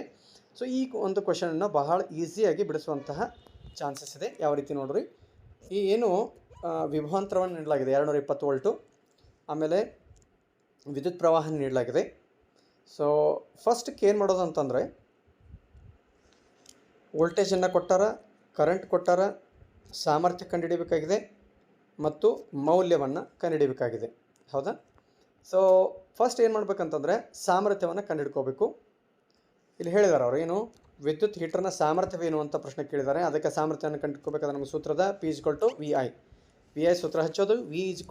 ವಿನ ಬೆಲೆ 220, ಐನ ಬೆಲೆ 10 ಇದೆ. ಟೋಟಲ್ 2200 ವ್ಯಾಟ್ ಆಗುತ್ತೆ. ಸೊ ಇದನ್ನು ಕಿಲೋವ್ಯಾಟ್ಗೆ ಕನ್ವರ್ಟ್ ಮಾಡಿದಾಗ 2.2 ಕಿಲೋವ್ಯಾಟ್ ಆಗುತ್ತೆ. ಹೌದಾ, ಸೊ ಬಳಕೆಯಾದ ಒಟ್ಟು ವಿದ್ಯುತ್ ಶಕ್ತಿ ಎಷ್ಟು ಅಂತ ಲೆಕ್ಕ ಹಾಕಿದಾಗ E = P × T. ಸೊ ಮೌಲ್ಯಗಳನ್ನು ಅದರಲ್ಲಿ ಹಾಕ್ತಾ ಹೋದಂತೆ ಸಾಮರ್ಥ್ಯ 2.2 ಕಿಲೋವ್ಯಾಟ್ ಗುಂಡ್ಲೆ 8 ದಿನಗಳ ಒಂದು ದಿನಕ್ಕೆ 8 ಗಂಟೆಗಳಂತೆ 30 ದಿನಗಳ ಕಾಲ ಅದನ್ನು ಬಳಸಿದಾಗ ಒಟ್ಟು ಎನರ್ಜಿ ಎಷ್ಟು ಅಂತಂದರೆ 528 ಕಿಲೋವ್ಯಾಟ್ ಗಂಟೆ ಎನರ್ಜಿ ಆಗುತ್ತೆ. 1 ಕಿಲೋವ್ಯಾಟ್ ಗಂಟೆಗೆ ನೋಡಿರಿ, 1 ಕಿಲೋವ್ಯಾಟ್ ಗಂಟೆಗೆ 5 ರೂಪಾಯಿ ಆದರೆ 528 ಕಿಲೋವ್ಯಾಟ್ಗೆ ಎಷ್ಟು ಮೌಲ್ಯ ಬರುತ್ತೆ ಅಂತಂದರೆ 528 ಗುಂಡ್ಲೆ 5 2640 ಇದು ಬರ್ತಕ್ಕಂತಹ ಎನರ್ಜಿ ಬಿಲ್. ಹೌದಾ? ಸೊ ಈ ರೀತಿಯಾಗಿ ಇದನ್ನು ಬಿಡಿಸ್ಬೇಕಾಗುತ್ತೆ. ಸೊ ನೆಕ್ಸ್ಟ್ ನೋಡಿರಿ, ಈ ಸಮಸ್ಯೆಗಳಿಗೆ ಸಂಬಂಧಪಟ್ಟಂತೆಯೇ ಒಂದು ವಿಡಿಯೋವನ್ನು ನಾನು ಮಾಡಿದ್ದೀನಿ. ಆ ವಿಡಿಯೋವನ್ನು ಡಿಸ್ಕ್ರಿಪ್ಷನ್ ಬಾಕ್ಸ್ನಲ್ಲಿ ಹಾಕ್ತೀನಿ, ಅದನ್ನು ಮಕ್ಕಳು ಸದುಪಯೋಗ ಪಡಿಸ್ಕೊಳ್ಳಿ. ಮುಂದಿನ ವಿಭಾಗ ರಸಾಯನ ವಿಜ್ಞಾನ ವಿಭಾಗ, ಬಹು ಆಯ್ಕೆಯ ಪ್ರಶ್ನೆಗಳು. ಮೊದಲನೇ ಪ್ರಶ್ನೆ ನೋಡೋಣ. ನೀರಿನ ವಿದ್ಯುತ್ ವಿಭಜನೆ ಕ್ರಿಯೆಯಲ್ಲಿ ಹೈಡ್ರೋಜನ್ ಮತ್ತು ಆಕ್ಸಿಜನ್ಗಳು ಉಂಟಾಗುವ ಕ್ರಿಯೆಯು. ಸೊ ನೀರನ್ನು ವಿಭಜನೆ ಹೊಂದಿ ಹೈಡ್ರೋಜನ್ ಮತ್ತು ಆಕ್ಸಿಜನ್ ಆಗ್ತಕ್ಕಂತಹ ಕ್ರಿಯೆ ಎಂತಹ ಕ್ರಿಯೆ ಅಂತ ಪ್ರಶ್ನೆ ಕೇಳಲಾಗಿದೆ. ಸೊ ಇಲ್ಲಿ ಸರಿಯಾದ ಆಯ್ಕೆ ಅಂತರೋಷ್ಣಕ ಕ್ರಿಯೆ. ಅಲ್ಕಿನ್ನ 5ನೇ ಸದಸ್ಯನ ಅಣುವಿನಲ್ಲಿರುವ ಕಾರ್ಬನ್ ಮತ್ತು ಹೈಡ್ರೋಜನ್ ಪರಮಾಣುಗಳ ಸಂಖ್ಯೆಯನ್ನು ಲಿಖಿಸಿ ಅಂತ ಹೇಳಲಾಗಿದೆ. ಸೊ ಆಲ್ಕಿನ್ನ 5ನೇ ಸದಸ್ಯ ಯಾರಪ್ಪ ಅಂತಂದರೆ ಹೆಕ್ಸಿನ್. ಹೌದಾ? ಸೊ ಅದರಲ್ಲಿರ್ತಕ್ಕಂತಹ ಕಾರ್ಬನ್ ಮತ್ತು ಹೈಡ್ರೋಜನ್ಗಳ ಸಂಖ್ಯೆ 6 ಮತ್ತು 12. 6 ಮತ್ತು 12 ಏನಿದೆ ಒಂದು ಅಲ್ಕಿನ್ನ 5ನೇ ಸದಸ್ಯನಲ್ಲಿರ್ತಕ್ಕಂತಹ ಕಾರ್ಬನ್ ಮತ್ತು ಹೈಡ್ರೋಜನ್ಗಳ ಸಂಖ್ಯೆ. ಅಲ್ಕಿನ್ನ 5ನೇ ಸದಸ್ಯ ಯಾರಪ್ಪ ಅಂತಂದ್ರೆ ಹೆಕ್ಸಿನ್ ಅಂತ. ಹೌದಾ? ಸೊ ಮೊದಲನೇ ಮೆಂಬರ್ ಯಾರಪ್ಪ ಅಲ್ಕಿನ್ಗಳಲ್ಲಿ ಅಂತಂದರೆ ಈಥೀನ್, ಪ್ರೊಪೀನ್, ಬ್ಯೂಟಿನ್, ಪೆಂಟಿನ್, ಹೆಕ್ಸಿನ್. ಹೆಕ್ಸಿನ್ ಏನಿದೆ ಇದು 5ನೇ ಮೆಂಬರ್ ಆಗಿರೋದ್ರಿಂದ ಅದರಲ್ಲಿರ್ತಕ್ಕಂಥ ಕಾರ್ಬನ್ ಮತ್ತು ಹೈಡ್ರೋಜನ್ಗಳ ಸಂಖ್ಯೆ 6 ಮತ್ತು 12. ಸೊ ನೆಕ್ಸ್ಟ್ ಕ್ವೆಶ್ಚನ್ ನೋಡೋಣ. ಕಾರ್ಬನ್ ಇತರೆ ಕಾರ್ಬನ್ ಪರಮಾಣುಗಳೊಂದಿಗೆ ಬಂಧವನ್ನು ಏರ್ಪಡಿಸಿಕೊಂಡು ಬೃಹತ್ ಅಣುಗಳನ್ನು ಉಂಟು ಮಾಡ್ತಕ್ಕಂತಹ ಕಾರ್ಬನ್ನಿನ ಗುಣವನ್ನು ಏನಂತ ಕರೀತಾರೆ ಅನ್ನುವಂಥದ್ದು ನಿಮಗೆಲ್ಲರಿಗೂ ಗೊತ್ತಿದೆ. ಏನಂತ ಅದಕ್ಕೆ ಕ್ಯಾಟನೀಕರಣ ಅಂತೇಳಿ ಕರೀತಾರೆ. ಸೊ ನೆಕ್ಸ್ಟ್ ಕ್ವೆಶ್ಚನ್, 1 ಅಂಕದ ಪ್ರಶ್ನೆಗಳು. ಕಮಟುವಿಕೆಯನ್ನು ಹೇಗೆ ತಡೆಗಟ್ಟಲಾಗುತ್ತದೆ ಅಂತಕ್ಕಂಥದ್ದು. ಪ್ರತಿ ಉತ್ಕರ್ಷಕಗಳನ್ನು ಬಳಸಿ ಕಮಟುವಿಕೆಯನ್ನು ತಡೆಯಲಾಗ್ತದೆ. ಗಾಳಿ ಪ್ರವೇಶಿಸಿದ ಪ್ಯಾಕೆಟಲ್ಲಿ ಆಹಾರವನ್ನು ಪ್ಯಾಕ್ ಮಾಡೋದ್ರ ಮೂಲಕ ಕಮಟುವಿಕೆಯನ್ನು ತಡೆಯಬಹುದು ಅಂತಕ್ಕಂಥದ್ದು ವೆರಿ ಇಂಪಾರ್ಟೆಂಟ್ ಆಗಿರ್ತಕ್ಕಂಥ ಕಾನ್ಸೆಪ್ಟ್ ಇದು ಮೊದಲೇ ಚಾಪ್ಟರ್ನಲ್ಲಿ. ನೆಕ್ಸ್ಟ್ ಕ್ವೆಶ್ಚನ್ ಏನಂತಂದ್ರೆ ಆಮ್ಲಶಾಮಕದ pH ಮೌಲ್ಯ 7ಕ್ಕಿಂತ ಹೆಚ್ಚು ಕಾರಣ ಕೊಡಿ ಅಂತಕ್ಕಂಥದ್ದು. ಸೊ ಆಮ್ಲಶಾಮಕ ಅಂತಕ್ಕಂಥದ್ದು ಒಂದು ಏನಪ್ಪ ಅಂದರೆ ಪ್ರತ್ಯಾಮ್ಲೀಯ ದ್ರಾವಣವಾಗಿದೆ. ಇದು ಜಠರದಲ್ಲಿ ಉತ್ಪತ್ತಿ ಆಗಿರತಕ್ಕಂತಹ ಏನು ಆಮ್ಲೀಯ ಮಾಧ್ಯಮ ಇದೆ ಅದನ್ನು ತಟಸ್ಥಗೊಳಿಸಲಿಕ್ಕೆ 7ಕ್ಕಿಂತ ಹೆಚ್ಚು pH ಮೌಲ್ಯವನ್ನು ಹೊಂದಿರಲೇಬೇಕು. ಇನ್ನು ಎಥೆನಾಯಿಕ್ ಆಮ್ಲ ವಿಪರಿಸುವ ಉತ್ಕರ್ಷಣ ಕ್ರಿಯೆ ಎನ್ನುತ್ತಾರೆ ಏಕೆ ಅಂತಕ್ಕಂಥದ್ದು. ಸೊ ಎಥೆನಾಲ್ ಏನಾಗ್ತದೆ ಅಂತಂದ್ರೆ ಆಮ್ಲಜನಕವನ್ನು ಸೇರಿಸುವುದರಿಂದ ಎಥೆನಾಯಿಕ್ ಆಮ್ಲವಾಗಿ ಪರಿವರ್ತನೆ ಆಗ್ತದೆ, ಆದ್ದರಿಂದ ಇದನ್ನು ಉತ್ಕರ್ಷಣ ಕ್ರಿಯೆ ಅಂತೇಳಿ ಕರೀತಾರೆ. ಸೊ ನೆಕ್ಸ್ಟ್ ಕ್ವೆಶ್ಚನ್ ನೋಡಿರಿ, 2 ಅಂಕಗಳ ಪ್ರಶ್ನೆಗಳು. ರಚನಾ ಸಾಮಗ್ರಿಗಳು ಅಂದ್ರೇನು? ಬ್ಯೂಟೇನಿನ ರಚನಾ ಸಾಮಗ್ರಿಗಳನ್ನು ಬರೀರಿ. ವೆರಿ ಇಂಪಾರ್ಟೆಂಟ್ ಆಗಿರ್ತಕ್ಕಂಥದ್ದು. 100% 2 ಮಾರ್ಕ್ಸಿಗೆ ಇದು ಆ್ಯನ್ಯುವಲ್ ಎಕ್ಸಾಮ್ನಲ್ಲಿ ಬರ್ತದೆ. ಹೌದಾ? ಯಾವುದು ರಚನಾ ಸಾಮಗ್ರಿಗಳು. ಸೊ ನೆಕ್ಸ್ಟ್ ಕ್ವೆಶ್ಚನ್ ನೋಡಿರಿ, ಕ್ರಿಯಾಗುಂಪು ಎಂದರೇನು? ಪ್ರೊಪೆನಾಲ್ ಮತ್ತು ಪ್ರೊಪೆನಾಲ್ನಲ್ಲಿರುವ ಕ್ರಿಯಾಗುಂಪುಗಳನ್ನು ಹೆಸರಿಸಿ ಅಂತಕ್ಕಂಥದ್ದು. ಸೊ ಏನು ಹೈಡ್ರೋಕಾರ್ಬನ್ಗಳಿವೆ ಅವುಗಳ ವಿಶೇಷ ಗುಣಗಳಿಗೆ ಕಾರಣ ಆಗ್ತಕ್ಕಂತಹ ಪರಮಾಣು ಅಥವಾ ಪರಮಾಣುಗಳ ಗುಂಪನ್ನು ಏನಂತಂದರೆ ಕ್ರಿಯಾಗುಂಪು ಅಂತ ಹೇಳಿ ಕರೀತಾರೆ. ಪ್ರೊಪೆನಾಲ್ನಲ್ಲಿರ್ತಕ್ಕಂಥ ಕ್ರಿಯಾಗುಂಪಿನ ಹೆಸರು CHO, ಪ್ರೊಪೆನಾಲ್ನಲ್ಲಿರ್ತಕ್ಕಂತಹ ಕ್ರಿಯಾಗುಂಪಿನ ಹೆಸರು OH. ಹೌದಾ? ಇದು ಆಲ್ಡಿಹೈಡ್ ಗ್ರೂಪು, ಇದೇನಿದೆ ಇದು OH ಗ್ರೂಪ್ ಅಂತಕ್ಕಂಥದ್ದು alcohol group. So next question ನೋಡಿರಿ, ಆಮ್ಲಗಳು ಮತ್ತು ಪ್ರತ್ಯಾಮ್ಲಗಳ ಸ್ವಭಾವವನ್ನು ಪತ್ತೆ ಹಚ್ಚಲು ನೀಲಿಟ್ಮಸ್ ಕೆಂಪು ಲಿಟ್ಮಸ್ ಕಾಗದಗಳು ಹೇಗೆ ಸಹಾಯಕಾರಿಯಾಗಿ ಅಂತಕ್ಕಂಥದ್ದು. ಸೊ ಆಮ್ಲಗಳನ್ನು ಮತ್ತು ಪ್ರತ್ಯಾಮ್ಲಗಳನ್ನು ಪತ್ತೆ ಹಚ್ಚುವ ಸಲುವಾಗಿ ಆಮ್ಲಗಳಲ್ಲಿ ನೀಲಿಟ್ಮಸ್ ಕಾಗದವನ್ನು ಎದ್ದಿದಾಗ ಅದು ಕೆಂಪು ಬಣ್ಣಕ್ಕೆ ಬದಲಾಗ್ತದೆ. ಅದೇ ಕೆಂಪು ಲಿಟ್ಮಸ್ ಕಾಗದವನ್ನು ಆಮ್ಲಗಳಲ್ಲಿ ಎದ್ದಿದಾಗ ಅದರಲ್ಲಿ ಬಣ್ಣದಲ್ಲಿ ಯಾವುದೇ ಬದಲಾವಣೆ ಆಗೋದಿಲ್ಲ. ಇನ್ನು ಪ್ರತ್ಯಾಮ್ಲಗಳಲ್ಲಿ ನೀಲಿ ಲಿಟ್ಮಸ್ ಕಾಗದವನ್ನು ಎದ್ದರೆ ಬಣ್ಣ ಬದಲಾವಣೆ ಆಗಂಗಿಲ್ಲ. ಅದೇ ಪ್ರತ್ಯಾಮ್ಲಗಳಲ್ಲಿ ಕೆಂಪು ಲಿಟ್ಮಸ್ ಕಾಗದವನ್ನು ಎದ್ದಿದಾಗ ನೀಲಿ ಬಣ್ಣಕ್ಕೆ ಬದಲಾಗ್ತದೆ. ಇದರಿಂದಾಗಿ ಆಮ್ಲ ಮತ್ತು ಪ್ರತ್ಯಾಮ್ಲ ಎರಡರ ಸ್ವಭಾವವನ್ನು ಲಿಟ್ಮಸ್ ಪೇಪರನ್ನು ಬಳಸಿ ಕಂಡುಹಿಡಿಯಬಹುದು. ನೆಕ್ಸ್ಟ್ ಕ್ವೆಶ್ಚನ್ ಏನಂತಂದರೆ ಪರ್ಯಾಪ್ತ ಹೈಡ್ರೋಕಾರ್ಬನ್ ಮತ್ತು ಅಪರ್ಯಾಪ್ತ ಹೈಡ್ರೋಕಾರ್ಬನ್ಗಳ ನಡುವಿನ ವ್ಯತ್ಯಾಸವನ್ನು ಬರೀರಿ ಅಂತಕ್ಕಂಥದ್ದು. ಸೊ ಪರ್ಯಾಪ್ತ ಮತ್ತು ಅಪರ್ಯಾಪ್ತ ಹೈಡ್ರೋಕಾರ್ಬನ್ಗಳು ವೆರಿ ಇಂಪಾರ್ಟೆಂಟ್ ಆಗಿರ್ತಕ್ಕಂತಹ ವ್ಯತ್ಯಾಸಗಳ ಒಂದು ಕ್ವೆಶ್ಚನ್ನು. ಸೊ ಎಕ್ಸಾಮ್ನಲ್ಲಿ ಈ ವ್ಯತ್ಯಾಸಗಳಲ್ಲಿರುವ ಒಂದು ವ್ಯತ್ಯಾಸವನ್ನು ಕೇಳುವಂಥ ಸಾಧ್ಯತೆ ಇರುತ್ತೆ. ಮಕ್ಕಳು ಚೆನ್ನಾಗಿ ತಯಾರಿ ಮಾಡಿಕೊಳ್ಳ್ರಿ. ಸೊ ಕಾರ್ಬನ್ ಮಧ್ಯೆ ಏಕಬಂಧ ಇರ್ತದೆ, ಪರ್ಯಾಪ್ತದಲ್ಲಿ ಅಪರ್ಯಾಪ್ತದಲ್ಲಿ ಕಾರ್ಬನ್ ಮಧ್ಯೆ ದ್ವಿಬಂಧ ಅಥವಾ ತ್ರಿಬಂಧ ಇರುತ್ತೆ. ಸೊ ಇದೇ ರೀತಿಯಾಗಿ ಇರತಕ್ಕಂತಹ ಎಲ್ಲ ವ್ಯತ್ಯಾಸಗಳನ್ನು ಚೆನ್ನಾಗಿ ನೋಡ್ಕೊಳ್ಳಿ. ಸೊ ನೆಕ್ಸ್ಟ್ ಕ್ವೆಶ್ಚನ್ ನೋಡೋಣ. ಕೆಳಗಿನ ಪ್ರಶ್ನೆಗಳಿಗೆ ಉತ್ತರಿಸಿ ಲೋಹದ ಮೇಲೆ ಹಬೆಯ ವರ್ತನೆಯನ್ನು ತೋರಿಸ್ತಕ್ಕಂಥ ಉಪಕರಣಗಳ ಜೋಡಣೆಯ ಚಿತ್ರವನ್ನು ಬರೀರಿ. ಕೆಳಗಿನ ಭಾಗಗಳನ್ನು ಗುರುತಿಸ್ತಾ ಅಂತಕ್ಕಂಥದ್ದು. ಮಕ್ಕಳು ನೀಡಿರ್ತಕ್ಕಂತಹ 17 ವೆರಿ ಇಂಪಾರ್ಟೆಂಟ್ ಆಗಿರ್ತಕ್ಕಂಥ ಚಿತ್ರಗಳನ್ನು ತಯಾರಿ ಮಾಡಿದ್ದೆ ಆದರೆ ನಿಮಗೆ 12 ಅಂಕಗಳು ಫಿಕ್ಸ್. ಚಿತ್ರಗಳನ್ನು ಒಟ್ಟೊಟ್ಟೆ ಮರಿಬೇಡ್ರಿ. ಸೊ ನೆಕ್ಸ್ಟ್ ಕ್ವೆಶ್ಚನ್ ನೋಡೋಣ. ಕೆಳಗಿನ ರಾಸಾಯನಿಕ ಕ್ರಿಯೆಗಳ ಸರಿದೂಗಿಸಿದ ರಾಸಾಯನಿಕ ಸಮೀಕರಣ ಬರೀರಿ ಅಂತಕ್ಕಂಥದ್ದು. ಈ ಒಂದು ರಾಸಾಯನಿಕ ಕ್ರಿಯೆಗಳು ಮತ್ತು ಸಮೀಕರಣಗಳ ಪಾಠದಲ್ಲಿ ವೆರಿ ಇಂಪಾರ್ಟೆಂಟ್ ಆಗಿರ್ತಕ್ಕಂಥ ಒಂದು ಅಂಶ ಏನಂತಂದರೆ 100% ಕೇಳುವಂಥ ಕ್ವಶನ್ ಏನಂತಂದರೆ ಸಮೀಕರಣಗಳನ್ನು ಸರಿದೂಗಿಸ್ತಕ್ಕಂತಹ ಕ್ವಶನ್. ಪದ ಸಮೀಕರಣದ ರೂಪದಲ್ಲಿ ಸಮೀಕರಣ ಕೊಡ್ತಾರೆ, ಅದನ್ನು ಶಾಬ್ದಿಕ ಸಾಂಕೇತಿಕ ರೂಪದಲ್ಲಿ ಪರಿವರ್ತನೆ ಮಾಡಿ ಸಮೀಕರಣ ಸರಿದೂಗಿಸ್ರಿ ಅಂತಾರೆ, ಅಥವಾ ವಾಕ್ಯದ ರೂಪದಲ್ಲಿ ಸಮೀಕರಣವನ್ನು ಹೇಳ್ತಾರೆ, ಅದನ್ನು ಸಾಂಕೇತಿಕವಾಗಿ ಬರೆಯಲು ಹೇಳ್ತಾರೆ. ಮತ್ತು ಅದರ ಜೊತೆಗೆ ಏನು ಮಾಡಬೇಕು, ಸಮೀಕರಣವನ್ನು ಸರಿದೂಗಿಸ್ಬೇಕು. ಸಮೀಕರಣಗಳನ್ನು ಸರಿದೂಗಿಸ್ತಕ್ಕಂತಹ ಏನು ಒಂದು ವಿಧಾನ ಇದೆ, ಆ ವಿಧಾನವನ್ನು ನಾನು ನನ್ನ ಡಿಸ್ಕ್ರಿಪ್ಷನ್ ಬಾಕ್ಸ್ನಲ್ಲಿ ಒಂದು ವಿಡಿಯೋವನ್ನು ಮಾಡಿ ಹಾಕಿದ್ದೀನಿ. ಸೊ ಮಕ್ಕಳು ಅದನ್ನು ಉಪಯೋಗ ತೆಗೆದುಕೊಳ್ಬೇಕು. ಸೊ ನೆಕ್ಸ್ಟ್ ಕ್ವಶನ್ ನೋಡ್ತಾ ಹೋಗೋಣ. ಬೇರಿಯಂ ಕ್ಲೋರೈಡ್ ದ್ರಾವಣವು ಅಲ್ಯೂಮಿನಿಯಂ ಸಲ್ಫೇಟ್ ದ್ರಾವಣದೊಂದಿಗೆ ವರ್ತಿಸುವ ಕ್ರಿಯೆಯು ಯಾವ ವಿಧದ ರಾಸಾಯನಿಕ ಕ್ರಿಯೆಯಾಗಿದೆ? ಈ ಕ್ರಿಯೆಗೆ ಸರಿದೂಗಿಸಿದ ರಾಸಾಯನಿಕ ಸಮೀಕರಣ ಬರೆಯಿರಿ ಅಂತಕ್ಕಂಥದ್ದು. ಸೊ ಇದು ವೆರಿ ಇಂಪಾರ್ಟೆಂಟ್ ಆಗಿದ್ದು, ರಾಸಾಯನಿಕ ಕ್ರಿಯೆಗಳು ಮತ್ತು ಸಮೀಕರಣಗಳ ಪಾಠದಲ್ಲಿ ರಾಸಾಯನಿಕ ಕ್ರಿಯೆಗಳ ವಿಧಗಳದಾವೆ ನೋಡ್ರಿ. ಯಾವುದು?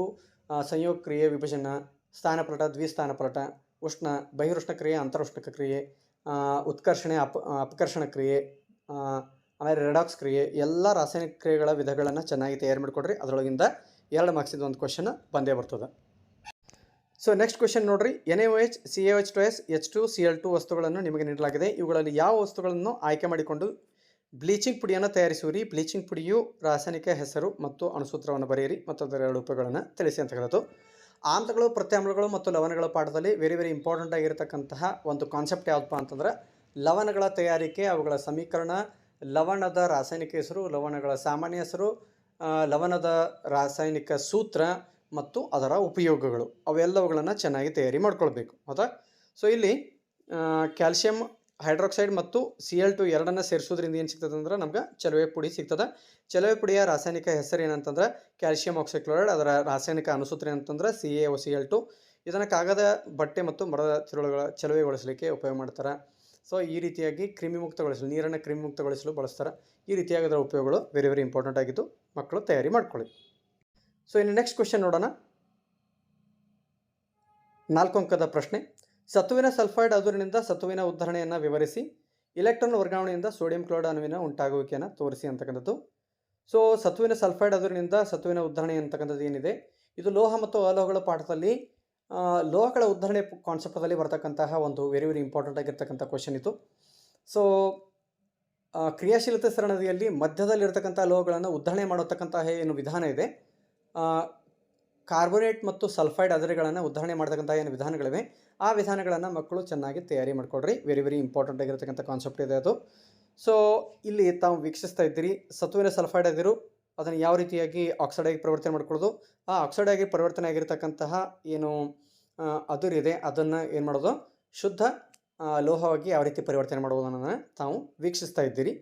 ಇನ್ನು ನೆಕ್ಸ್ಟ್ ಕ್ವಶನ್ ಇದರಲ್ಲಿ ಏನಂತಂದರೆ ಎಲೆಕ್ಟ್ರಾನ್ ವರ್ಗಾವಣೆಯಿಂದ ಸೋಡಿಯಂ ಕ್ಲೋರೈಡ್ ಅಣುವಿನ ಉಂಟಾಗುವಿಕೆಯನ್ನು ತೋರಿಸಿ ಅಂತಕ್ಕಂಥ ಪ್ರಶ್ನೆ ಇದೆ. ಇದು ಸಹ ವೆರಿ ಇಂಪಾರ್ಟೆಂಟ್ ಆಗಿರ್ತಕ್ಕಂಥದ್ದು. ಇದೇ ಪಾಠದಲ್ಲಿ ಬರ್ತಕ್ಕಂತಹ ಸೋಡಿಯಂ ಕ್ಲೋರೈಡ್ ಮತ್ತು ಮ್ಯಾಗ್ನೀಷಿಯಂ ಕ್ಲೋರೈಡ್ಗಳ ಚುಕ್ಕಿ ರಚನೆ ಬಿಡಿಸ್ತಕ್ಕಂಥದ್ದು ಏನಿದೆ, ಇದು ವೆರಿ ಇಂಪಾರ್ಟೆಂಟ್ ಆಗಿದೆ. ಇದನ್ನು ಮಕ್ಕಳು ಚೆನ್ನಾಗಿ ತಯಾರಿ ಮಾಡ್ಕೊಳ್ಬೇಕು. ಅದನ್ನು ಯಾವ ರೀತಿ ಬಿಡಿಸಬೇಕು ಅನ್ನೋದನ್ನು ನಿಮಗೆ ತೋರಿಸ್ತೀನಿ. ಸೊ ತಾವಿಲ್ಲಿ ಗಮನಿಸ್ತಾ ಇದ್ದೀರಿ, ಸೋಡಿಯಂ ಇದ್ದದ್ದು ತನ್ನೊಂದು ಎಲೆಕ್ಟ್ರಾನ್ ಕಳೆದುಕೊಳ್ತದೆ, ಅದನ್ನು ಕ್ಲೋರಿನ್ ಒಂದು ಎಲೆಕ್ಟ್ರಾನ್ ಇಸ್ಕೊಳ್ಳೋದ್ರಿಂದ ಸೊ ಈ ರೀತಿಯಾಗಿ ಚುಕ್ಕಿ ವಿನ್ಯಾಸ ತಯಾರಾಗ್ತದೆ. ಸೋಡಿಯಂ ಇದ್ದದ್ದು ಒಂದು ಎಲೆಕ್ಟ್ರಾನ್ ಕ್ಲೋರಿನ್ ಕೊಡ್ತದೆ, ಸೋಡಿಯಂ ಅದನ್ನು ಕೊಟ್ಟು ಧನ ಕ್ಯಾಟಯನ್ ಆಗಿ ಪರಿವರ್ತನೆ ಆಗುತ್ತದೆ, ಕ್ಲೋರಿನ್ ಒಂದು ಎಲೆಕ್ಟ್ರಾನ್ ಪಡೆದುಕೊಂಡು ಮೈನಸ್ ಚಾರ್ಜ್ ಆಗಿ ಪರಿವರ್ತನೆ ಆಗುತ್ತದೆ, ಅದು ಆಯನ್ ಆಗಿ ಪರಿವರ್ತನೆ ಆಗ್ತದೆ. ಸೊ ಇದರಿಂದಾಗಿ ಅವೆರಡರ ಮಧ್ಯೆ ಎಲೆಕ್ಟ್ರೋಸ್ಟಾಟಿಕ್ ಬಂಧದಿಂದ ಅವೆರಡು ಬಹಳಷ್ಟು ಸ್ಟ್ರಾಂಗ್ ಆಗಿ ಬಂಧಿಸಲ್ಪಡ್ತಾವೆ. ಈ ರೀತಿಯಾಗಿ ಒಂದು ಅಯಾನಿಕ್ ಸಂಯುಕ್ತ ತಯಾರಾಗ್ತದೆ ಅಂತಕ್ಕಂಥದ್ದು. ಸೊ ಮುದ್ದು ಮಕ್ಕಳೇ, ಮುಂದಿನ ವಿಭಾಗವನ್ನು ನೋಡೋಣ. ಜೀವ ವಿಜ್ಞಾನ ವಿಭಾಗ. ಕೆಳಗಿನ ಪ್ರಶ್ನೆಗಳಿಗೆ ಬಹು ಆಯ್ಕೆಯ ಪ್ರಶ್ನೆಗಳಿಗೆ ಉತ್ತರಿಸಿರಿ. ಪ್ಲಾಸ್ಮೋಡಿಯಂನಲ್ಲಿ ಸಂತಾನೋತ್ಪತ್ತಿಯ ವಿಧ ಯಾವುದು ಅಂತಕ್ಕಂಥದ್ದು. ಸೊ ಸರಿಯಾದ ಉತ್ತರ ಯಾವುದಪ್ಪ ಅಂತಂದ್ರೆ ಬಹುವಿಧಳನ. ನೆಕ್ಸ್ಟ್ ಕ್ವೆಶನ್, ಪೈರುವೇಟ್ ಸ್ನಾಯುಕೋಶಗಳಲ್ಲಿ ಎಕ್ಸ್ ಅಂತಕ್ಕಂತಹ ವಸ್ತುವನ್ನು ಉಂಟು ಮಾಡ್ತದೆ, ಪ್ಲಸ್ ಶಕ್ತಿಯನ್ನು ಉಂಟು ಮಾಡ್ತದೆ. ಸೊ ಹಾಗಾದ್ರೆ ಪೈರುವೇಟ್ ಸ್ನಾಯುಕೋಶಗಳಲ್ಲಿ ಏನನ್ನು ಉತ್ಪತ್ತಿ ಮಾಡ್ತದಪ್ಪ ಅಂತಂದ್ರೆ ಲ್ಯಾಕ್ಟಿಕ್ ಆಮ್ಲವನ್ನು ಉತ್ಪತ್ತಿ ಮಾಡ್ತದೆ. ಸ್ನಾಯು ಸೆಳೆತ ಯಾವಾಗಿರ್ತದೆ ನೋಡ್ರಿ, ಸ್ನಾಯು ಸೆಳೆತ ಆದಾಗ ಸ್ನಾಯುಗಳಲ್ಲಿ ಲ್ಯಾಕ್ಟಿಕ್ ಆಮ್ಲ ಉತ್ಪತ್ತಿ ಆಗಿರ್ತದೆ. ಅದ್ರ ಬಗ್ಗೆ ಇರ್ತಕ್ಕಂಥ ಕ್ವೆಶನ್. ಸೊ ನೆಕ್ಸ್ಟ್ ಕ್ವೆಶನ್ ನೋಡ್ರಿ, ಚಿತ್ರ ಎ ಮತ್ತು ಬಿ ಇವುಗಳಲ್ಲಿ ಸ್ತ್ರೀ ಸಂತಾನೋತ್ಪತ್ತಿ ರಚನೆಯನ್ನು ಗಮನಿಸಿ. ಈ ಚಿತ್ರಗಳಿಗೆ ಸಂಬಂಧಿಸಿದಂತೆ ಸರಿಯಾದ ಹೇಳಿಕೆ ಯಾವುದು ಅಂತಕ್ಕಂಥ ಕ್ವೆಶನ್ ಕೇಳಲಾಗಿದೆ. ಸೊ ತಾವಿಲ್ಲಿ ಗಮನಿಸ್ಬೋದು, ಬಿ ಅಂತಕ್ಕಂಥ ಏನು ಚಿತ್ರ ಇದೆ, ಈ ಬಿ ಅಂತಕ್ಕಂಥ ಚಿತ್ರದಲ್ಲಿ ಫೆಲೋಪಿಯನ್ ನಾಳವನ್ನು ಕಟ್ ಮಾಡಿ ಅವುಗಳಿಗೆ ಥ್ರೆಡ್ಡನ್ನು ಅಳವಡಿಸಲಾಗಿದೆ. ಆದರೆ ಎ ಚಿತ್ರದಲ್ಲಿ ಯಾವುದೇ ರೀತಿಯಾದಂತಹ ಕಟ್ಟಿಂಗನ್ನು ಇಲ್ಲಿ ಮಾಡಿಲ್ಲ. ಆದ್ದರಿಂದ ಕೇಳಿರ್ತಕ್ಕಂಥ ಪ್ರಶ್ನೆಯನ್ನು ಸರಿಯಾಗಿ ಗಮನಿಸಿ ಆ ಚಿತ್ರಕ್ಕೆ ಸಂಬಂಧಿಸಿದಂತೆ ಸರಿಯಾದ ಹೇಳಿಕೆಯನ್ನು ಬರೀರಿ ಅಂತ ಹೇಳಲಾಗಿದೆ. 2 ರಚನೆಗಳಲ್ಲಿ ಅಂಡಾಣುವಿನ ನಿಷೇಚನ ಸಾಧ್ಯವಿದೆ ಅಂತ ಇದೆ. ಅಂದರೆ ಫೆಲೋಪಿಯನ್ ನಾಳ ಕಟ್ಟಾದಂಥ ಸಂದರ್ಭದೊಳಗೆ ಅಂಡಾಣು ಅಂಡಾಶಯದಿಂದ ಗರ್ಭಕೋಶಕ್ಕೆ ಬರೋದೇ ಇಲ್ಲ. ಕಟ್ಟಾದರೆ ಇದರಿಂದ ನಿಷೇಚನ ಸಾಧ್ಯ ಇಲ್ಲ. ಆದರೆ ಇಲ್ಲಿ ಒಂದೇ ಆಯ್ಕೆಯಲ್ಲಿ ಏನು ಕೊಡಲಾಗಿದೆ ಅಂತಂದರೆ 2 ರಚನೆಗಳಲ್ಲಿ ಅಂಡಾಣು ನಿಷೇಚನ ಸಾಧ್ಯ ಇದೆ ಅಂತ ನೀಡಲಾಗಿದೆ. ಇದು ತಪ್ಪು ಉತ್ತರ. ಚಿತ್ರ ಬಿ ರಚನೆಯಲ್ಲಿ ಮಾತ್ರ ಅಂಡಾಣುವಿನ ನಿಷೇಚನ ಸಾಧ್ಯವಿದೆ ಅಂತಿದೆ. ಇದು ಸಹ ತಪ್ಪಾದ ಉತ್ತರ. ಚಿತ್ರ ಎ ರಚನೆಯಲ್ಲಿ ಮಾತ್ರ ಅಂಡಾಣುವಿನ ನಿಷೇಚನ ಸಾಧ್ಯವಿದೆ. ಇದು ಸರಿಯಾದ ಉತ್ತರ. 2 ತಿಂಗಳಲ್ಲಿಯೂ ಅಂಡಾಣು ನಿಷೇಚನ ಸಾಧ್ಯವಿಲ್ಲ. ಅಂದರೆ 2 ಕಡೆಗಳಲ್ಲಿಯೂ ಅಂಡಾಣು ನಿಷೇಚನ ಸಾಧ್ಯವಿಲ್ಲ ಅಂತಕ್ಕಂಥದ್ದು. ಸೊ ನಮ್ಗೆ ಸರಿಯಾದ ಆಯ್ಕೆ ಯಾವುದು ಅಂತಂದರೆ ಆಪ್ಷನ್ ಸಿ, ಚಿತ್ರ ಎ ರಚನೆಯಲ್ಲಿ ಮಾತ್ರ ಅಂಡಾಣು ನಿಷೇಚನ ಸಾಧ್ಯವಿದೆ ಅಂತಕ್ಕಂಥದ್ದು. ಸೊ ನೆಕ್ಸ್ಟ್ ಕ್ವೆಶನ್, ತೆರೆದ ಪತ್ರರಂಧ್ರ ಚಿತ್ರವನ್ನು ಬರೆಯಿರಿ ಅಂತಕ್ಕಂಥದ್ದು 1 ಮಾರ್ಕ್ಸ್ ಕ್ವೆಶನ್ನು. ಸೊ ಚಿತ್ರವನ್ನು ತಾವು ಗಮನಿಸ್ತಾ ಇದ್ದೀರಿ. ಇದು ವೆರಿ ಇಂಪಾರ್ಟೆಂಟ್ ಆಗಿರ್ತಕ್ಕಂಥ ಚಿತ್ರ. ಲೈಂಗಿಕ ಸಂತಾನೋತ್ಪತ್ತಿಯ ಹೆಚ್ಚು ಭಿನ್ನತೆಗಳು ಉಂಟಾಗುತ್ತವೆ ಏಕೆ ಅಂತಕ್ಕಂಥದ್ದು. 2 ಪೋಷಕ ಜೀವಿಗಳ ಅನುವಂಶೀಯ ವಸ್ತು ಸಂಯೋಗವಾಗುವುದರಿಂದ ಭಿನ್ನತೆಗಳು ಹೆಚ್ಚಾಗಿರುತ್ತವೆ. ಇನ್ನು ಜೈವಿಕ ವಿಘಟನೀಯವಲ್ಲದ ವಸ್ತುಗಳ ಬಳಕೆಯನ್ನು ಮಿತಗೊಳಿಸಬೇಕು ಏಕೆ ಅಂತಕ್ಕಂಥದ್ದು. ಸೊ ಈ ವಸ್ತುಗಳು ಸೂಕ್ಷ್ಮಜೀವಿಗಳಿಂದ ವಿಘಟನೆಗೆ ಒಳಪಡುವುದಿಲ್ಲ. ಇದರಿಂದ ಭೂಮಿಯ ಮೇಲೆ ಇದು ಬೀಳುವುದರಿಂದ ಸೊ ಆಹಾರ ಸರಪಳಿ ಮೇಲೂ ಪ್ರಭಾವ ಬೀಳುತ್ತದೆ. ಸೊ ಮಣ್ಣಿನ ಮಾಲಿನ್ಯವನ್ನು ಸಹ ಉಂಟು ಮಾಡುತ್ತದೆ. ಆರೋಗ್ಯದ ಮೇಲೂ ಸಹ ಪರಿಣಾಮವನ್ನು ಉಂಟು ಮಾಡೋದ್ರಿಂದ ಜೈವಿಕ ವಿಘಟನೀಯವಲ್ಲದ ವಸ್ತುಗಳ ಬಳಕೆಯನ್ನು ಮಿತಗೊಳಿಸಬೇಕು ಅಂತಕ್ಕಂಥದ್ದು. ಸೊ ನೆಕ್ಸ್ಟ್ ಕ್ವೆಶನ್ ಏನಂತ ನೋಡೋಣ. 2 ಅಂಕಗಳ ಪ್ರಶ್ನೆಗಳು. ಓಝೋನ್ ಪದರವು ಹೇಗೆ ಉಂಟಾಗಿದೆ, ಅದು ಅಗತ್ಯವಾಗಿದೆ ಏಕೆ, ಕಾರಣ ಕೊಡಿ ಅಂತಕ್ಕಂಥದ್ದು. ಓಝೋನ್ ಪದರವು ಸೂರ್ಯನಿಂದ ಬರ್ತಕ್ಕಂತಹ ನೇರಳಾತೀತ ಕಿರಣಗಳನ್ನು ಹೀರಿಕೊಂಡು 2 ಅಣುವಿನ ಆಮ್ಲಜನಕ ವಿಭಜನೆಗೊಂಡು ಏಕಪರಮಾಣು ಆಮ್ಲವಾಗುತ್ತದೆ. ಈ ಪರಮಾಣು ತಕ್ಷಣವೇ 2 ಪರಮಾಣು ಆಮ್ಲದೊಂದಿಗೆ ವರ್ತಿಸಿ ಅದು ಓಝೋನ್ ಉತ್ಪತ್ತಿಯಾಗುತ್ತದೆ. ಓಝೋನ್ ಪದರವು ಸೂರ್ಯನಿಂದ ಬರ್ತಕ್ಕಂತಹ ಅಪಾಯಕಾರಿ ವಿಕಿರಣಗಳಾದ ನೇರಳಾತೀತ ಕಿರಣಗಳನ್ನು ತಡೆಹಿಡಿದು ಭೂಮಿಗೆ ಬರದಂತೆ ಇದು ತಡೆಯುತ್ತದೆ. ಆದ್ದರಿಂದ ಇದನ್ನು ಭೂಮಿಯ ರಕ್ಷಾ ಕವಚ ಅಂತೇಳಿ ಕರಿತೀವಿ. ಸೊ ಇದರಲ್ಲಿ ಇನ್ನೊಂದು ಅಥವಾ ಪ್ರಶ್ನೆ ಇದೆ. ಜಲಪರಿಸರ ವ್ಯವಸ್ಥೆಯು ಆಹಾರ ಸರಪಳಿಗೆ ಒಂದು ಉದಾಹರಣೆ ಕೊಡಿ. 3ನೇ ಪೋಷಣ ಸ್ತರದಲ್ಲಿರುವ ಜೀವಿಗಳ ಸಂಖ್ಯೆ ಹೆಚ್ಚಾದರೆ ಇದು ಆಹಾರ ಸರಪಳಿಯ ಮೇಲೆ ಹೇಗೆ ಪರಿಣಾಮವನ್ನು ಉಂಟು ಮಾಡುತ್ತದೆ ಅಂತಕ್ಕಂಥದ್ದು. ಸೊ ಜಲಪರಿಸರ ವ್ಯವಸ್ಥೆಗೆ ಸಂಬಂಧಪಟ್ಟಂತೆ ಒಂದು ಇರತಕ್ಕಂತಹ ಆಹಾರ ಸರಪಳಿ. ಸಸ್ಯಗಳನ್ನು ಚಿಕ್ಕ ಮೀನುಗಳು ತಿಂತಾವೆ, ಚಿಕ್ಕ ಮೀನುಗಳನ್ನು ದೊಡ್ಡ ಮೀನುಗಳು ತಿಂತಾವೆ, ದೊಡ್ಡ ಮೀನುಗಳನ್ನು ತಿಮಿಂಗಲಗಳು ತಿಂತಾವೆ. ಇನ್ನು 3ನೇ ಪೋಷಣ ಸ್ತರದಲ್ಲಿರುವ ಜೀವಿಗಳ ಸಂಖ್ಯೆ ಹೆಚ್ಚಾದರೆ ಏನಾಗುತ್ತದೆ ಅಂಥೇಳಿ. ಸೊ ಸಂಖ್ಯೆ ಹೆಚ್ಚಾದರೆ 2ನೇ ಪೋಷಣ ಸ್ತರದಲ್ಲಿರುವ ಜೀವಿಗಳ ಸಂಖ್ಯೆ ಕಡಿಮೆಯಾಗಿ ದೊಡ್ಡ ಮೀನುಗಳಿಗೆ ಆಹಾರ ಸಿಗದೆ ಅವುಗಳ ಸಂಖ್ಯೆಯೂ ಸಹ ಕಡಿಮೆ ಆಗ್ತದೆ. ಇದರಿಂದ ಪರಿಸರದಲ್ಲಿ ಅಸಮತೋಲನ ಉಂಟಾಗ್ತದೆ ಅಂತಕ್ಕಂಥದ್ದು very important question. Next question ನೋಡ್ರಿ. ದುಂಡಾದ ಬೀಜಗಳನ್ನು ಉತ್ಪತ್ತಿ ಮಾಡ್ತಕ್ಕಂಥ ಪಟಾಣಿ ಸಸ್ಯಗಳನ್ನು ಸುಕ್ಕಾದ ಬೀಜಗಳನ್ನು ಉತ್ಪತ್ತಿ ಮಾಡ್ತಕ್ಕಂಥ ಪಟಾಣಿ ಸಸ್ಯಗಳೊಂದಿಗೆ ಸಂಕಲನಗೊಳಿಸಲಾಗಿದೆ. ಈ ಪೀಳಿಗೆಯಲ್ಲಿ ದೊರೆಯತಕ್ಕಂತಹ ಫಲಿತಾಂಶವನ್ನು ಚೆಕ್ಕರ್ ಬೋರ್ಡ್ ಸಹಾಯದಿಂದ ತಿಳಿಸಿ ಸಸ್ಯದ ವಿಧಗಳ ಜೀನ್ ನಮೂನೆಯ ಅನುಪಾತವನ್ನು ಬರೆಯಿರಿ ಅಂತಕ್ಕಂಥದ್ದು. ಸೊ ಮುದ್ದು ಮಕ್ಕಳೇ, ಈಗಲೇ ನಿಮಗೆ ಒಂದು ವಿಷಯ ಹೇಳಲಿಕ್ಕೆ ಇಷ್ಟಪಡ್ತೀನಿ. ಅದು ಏನಂತಂದ್ರೆ ಅನುವಂಶೀಯತೆ ಪಾಠದಲ್ಲಿ ಗ್ಯಾರಂಟಿ 100% ಕ್ವೆಶನ್ ಯಾವುದಪ್ಪ ಅಂತಂದ್ರೆ ಏಕತಳೀಕರಣಕ್ಕೆ ಸಂಬಂಧಪಟ್ಟಂತೆ ಇರತಕ್ಕಂಥ ಚೆಕ್ಕರ್ ಬೋರ್ಡ್ ಬಿಡಿಸೋದು ಅಥವಾ ದ್ವಿತಳೀಕರಣಕ್ಕೆ ಸಂಬಂಧಪಟ್ಟಂತೆ ಇರತಕ್ಕಂತಹ ಚೆಕ್ಕರ್ ಬೋರ್ಡನ್ನು ರಚಿಸುವುದು. ಇದು ವೆರಿ ಇಂಪಾರ್ಟೆಂಟ್ ಆಗಿದ್ದು 3 ಮಾರ್ಕ್ಸ್ ಅಥವಾ 4 ಮಾರ್ಕ್ಸ್ಗೆ ಗ್ಯಾರಂಟಿ ಬರ್ತದೆ. ಒಟ್ಟು ಮಿಸ್ ಮಾಡಬೇಡ್ರಿ. ಸೊ ಯಾವ ರೀತಿ ಇದನ್ನು ಬಿಡಿಸ್ಬೋದು ಅಂತ ನೋಡ್ತಾ ಹೋಗೋಣ. ದುಂಡಾದ ಬೀಜವನ್ನು ಹೊಂದಿರತಕ್ಕಂತಹ ಬಟಾಣಿ ಸಸ್ಯ. ಸೊ ಇಲ್ಲಿ ದುಂಡಗೆ ಇರೋದ್ರಿಂದ ಕ್ಯಾಪಿಟಲ್ ಆರ್ ತಗೋತೀವಿ. ಸುಕ್ಕಾದ ಬೀಜಗಳನ್ನು ಸ್ಮಾಲ್ ಅಂತ ತೆಗೆದುಕೊತೀವಿ. ಲಿಂಗಾಣುಗಳನ್ನು ಉತ್ಪತ್ತಿ ಮಾಡುವಾಗ ಕ್ಯಾಪಿಟಲ್ ಆರ್ ಒಂದು ಮತ್ತು ಸ್ಮಾಲ್ ಆರ್ ಒಂದು ಬರುತ್ತೆ. ಸೊ ಇವುಗಳನ್ನು ಕ್ರಾಸ್ ಮಾಡಿಸಿದಾಗ ಸಂಕರಣಗೊಳಪಡಿಸಿದಾಗ ಕ್ಯಾಪಿಟಲ್ ಆರ್ ಸ್ಮಾಲ್ ಆರ್ ಅಂತಕ್ಕಂತಹ ಒಂದು F1 ತಳಿ ಪೀಳಿಗೆ ಒಂದು ಬೀಜ ಉತ್ಪಾದನೆ ಆಗುತ್ತದೆ. ಇದನ್ನು ಸ್ವಕೀಯ ಪರಾಗಸ್ಪರ್ಶಕ್ಕೆ ಒಳಪಡಿಸಿದಾಗ ಈ ರೀತಿಯಾಗಿ ನಮಗೆ ಕಾಂಬಿನೇಷನ್ ಸಿಗುತ್ತೆ. Capital R 1, capital R small R 2, small R 1. ಆದ್ದರಿಂದ ಜೀನ್ ನಮೂನೆ ಅನುಪಾತ 1:2:1. ಇನ್ನು ವ್ಯಕ್ತರೂಪ ಅನುಪಾತ ಎಷ್ಟು ಅಂತಂದ್ರೆ 3:1. ಸೊ ನೆಕ್ಸ್ಟ್ ಕ್ವೆಶನ್ ನೋಡ್ರಿ. 3 ಮಾರ್ಕ್ಸಿನ ಕ್ವೆಶನು. ಮಾನವನಲ್ಲಿ ಮಗುವಿನ ಲಿಂಗವು ಹೇಗೆ ನಿರ್ಧರಿಸಲ್ಪಡುತ್ತದೆ? ಅನುವಂಶೀಯ ಪಾಠದೊಳಗೆ ಇನ್ನೊಂದು ಇಂಪಾರ್ಟೆಂಟ್ ಮತ್ತು ಗ್ಯಾರಂಟಿಡ್ ಕ್ವೆಶನ್. ಸೊ ಗ್ಯಾರಂಟಿಡ್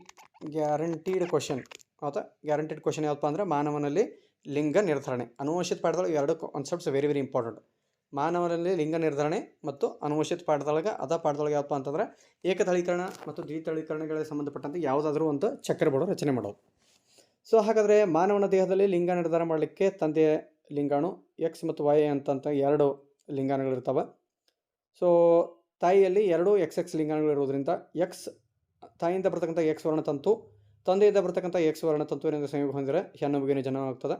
ಅದೇ ರೀತಿಯಾಗಿ ತಂದೆಯಿಂದ ಬರ್ತಕ್ಕಂತಹ ವೈ ವರ್ಣತಂತು ಏನಿದೆ ಅದು ತಾಯಿಯ ಎಕ್ಸ್ ವರ್ಣತಂತು ಜೊತೆ ಸಂಯೋಗ ಹೊಂದಿದರೆ ಗಂಡು ಮಗುವಿನ ಜನನ ಆಗ್ತದೆ. ಸೊ ಈ ಕಾರಣದಿಂದಾಗಿ ಮಾನವನಲ್ಲಿ ಮಗುವಿನ ಲಿಂಗ ನಿರ್ಧರಣೆಯು ತಂದೆಯಿಂದ ನಿರ್ಧರಿಸಲ್ಪಡುತ್ತದೆ ಅಂತಕ್ಕಂಥದ್ದು. ಸೊ ಇದು ಭಾಳಷ್ಟು ಇಂಪಾರ್ಟೆಂಟ್ ಆಗಿರ್ತಕ್ಕಂಥ ಕ್ವಶನ್.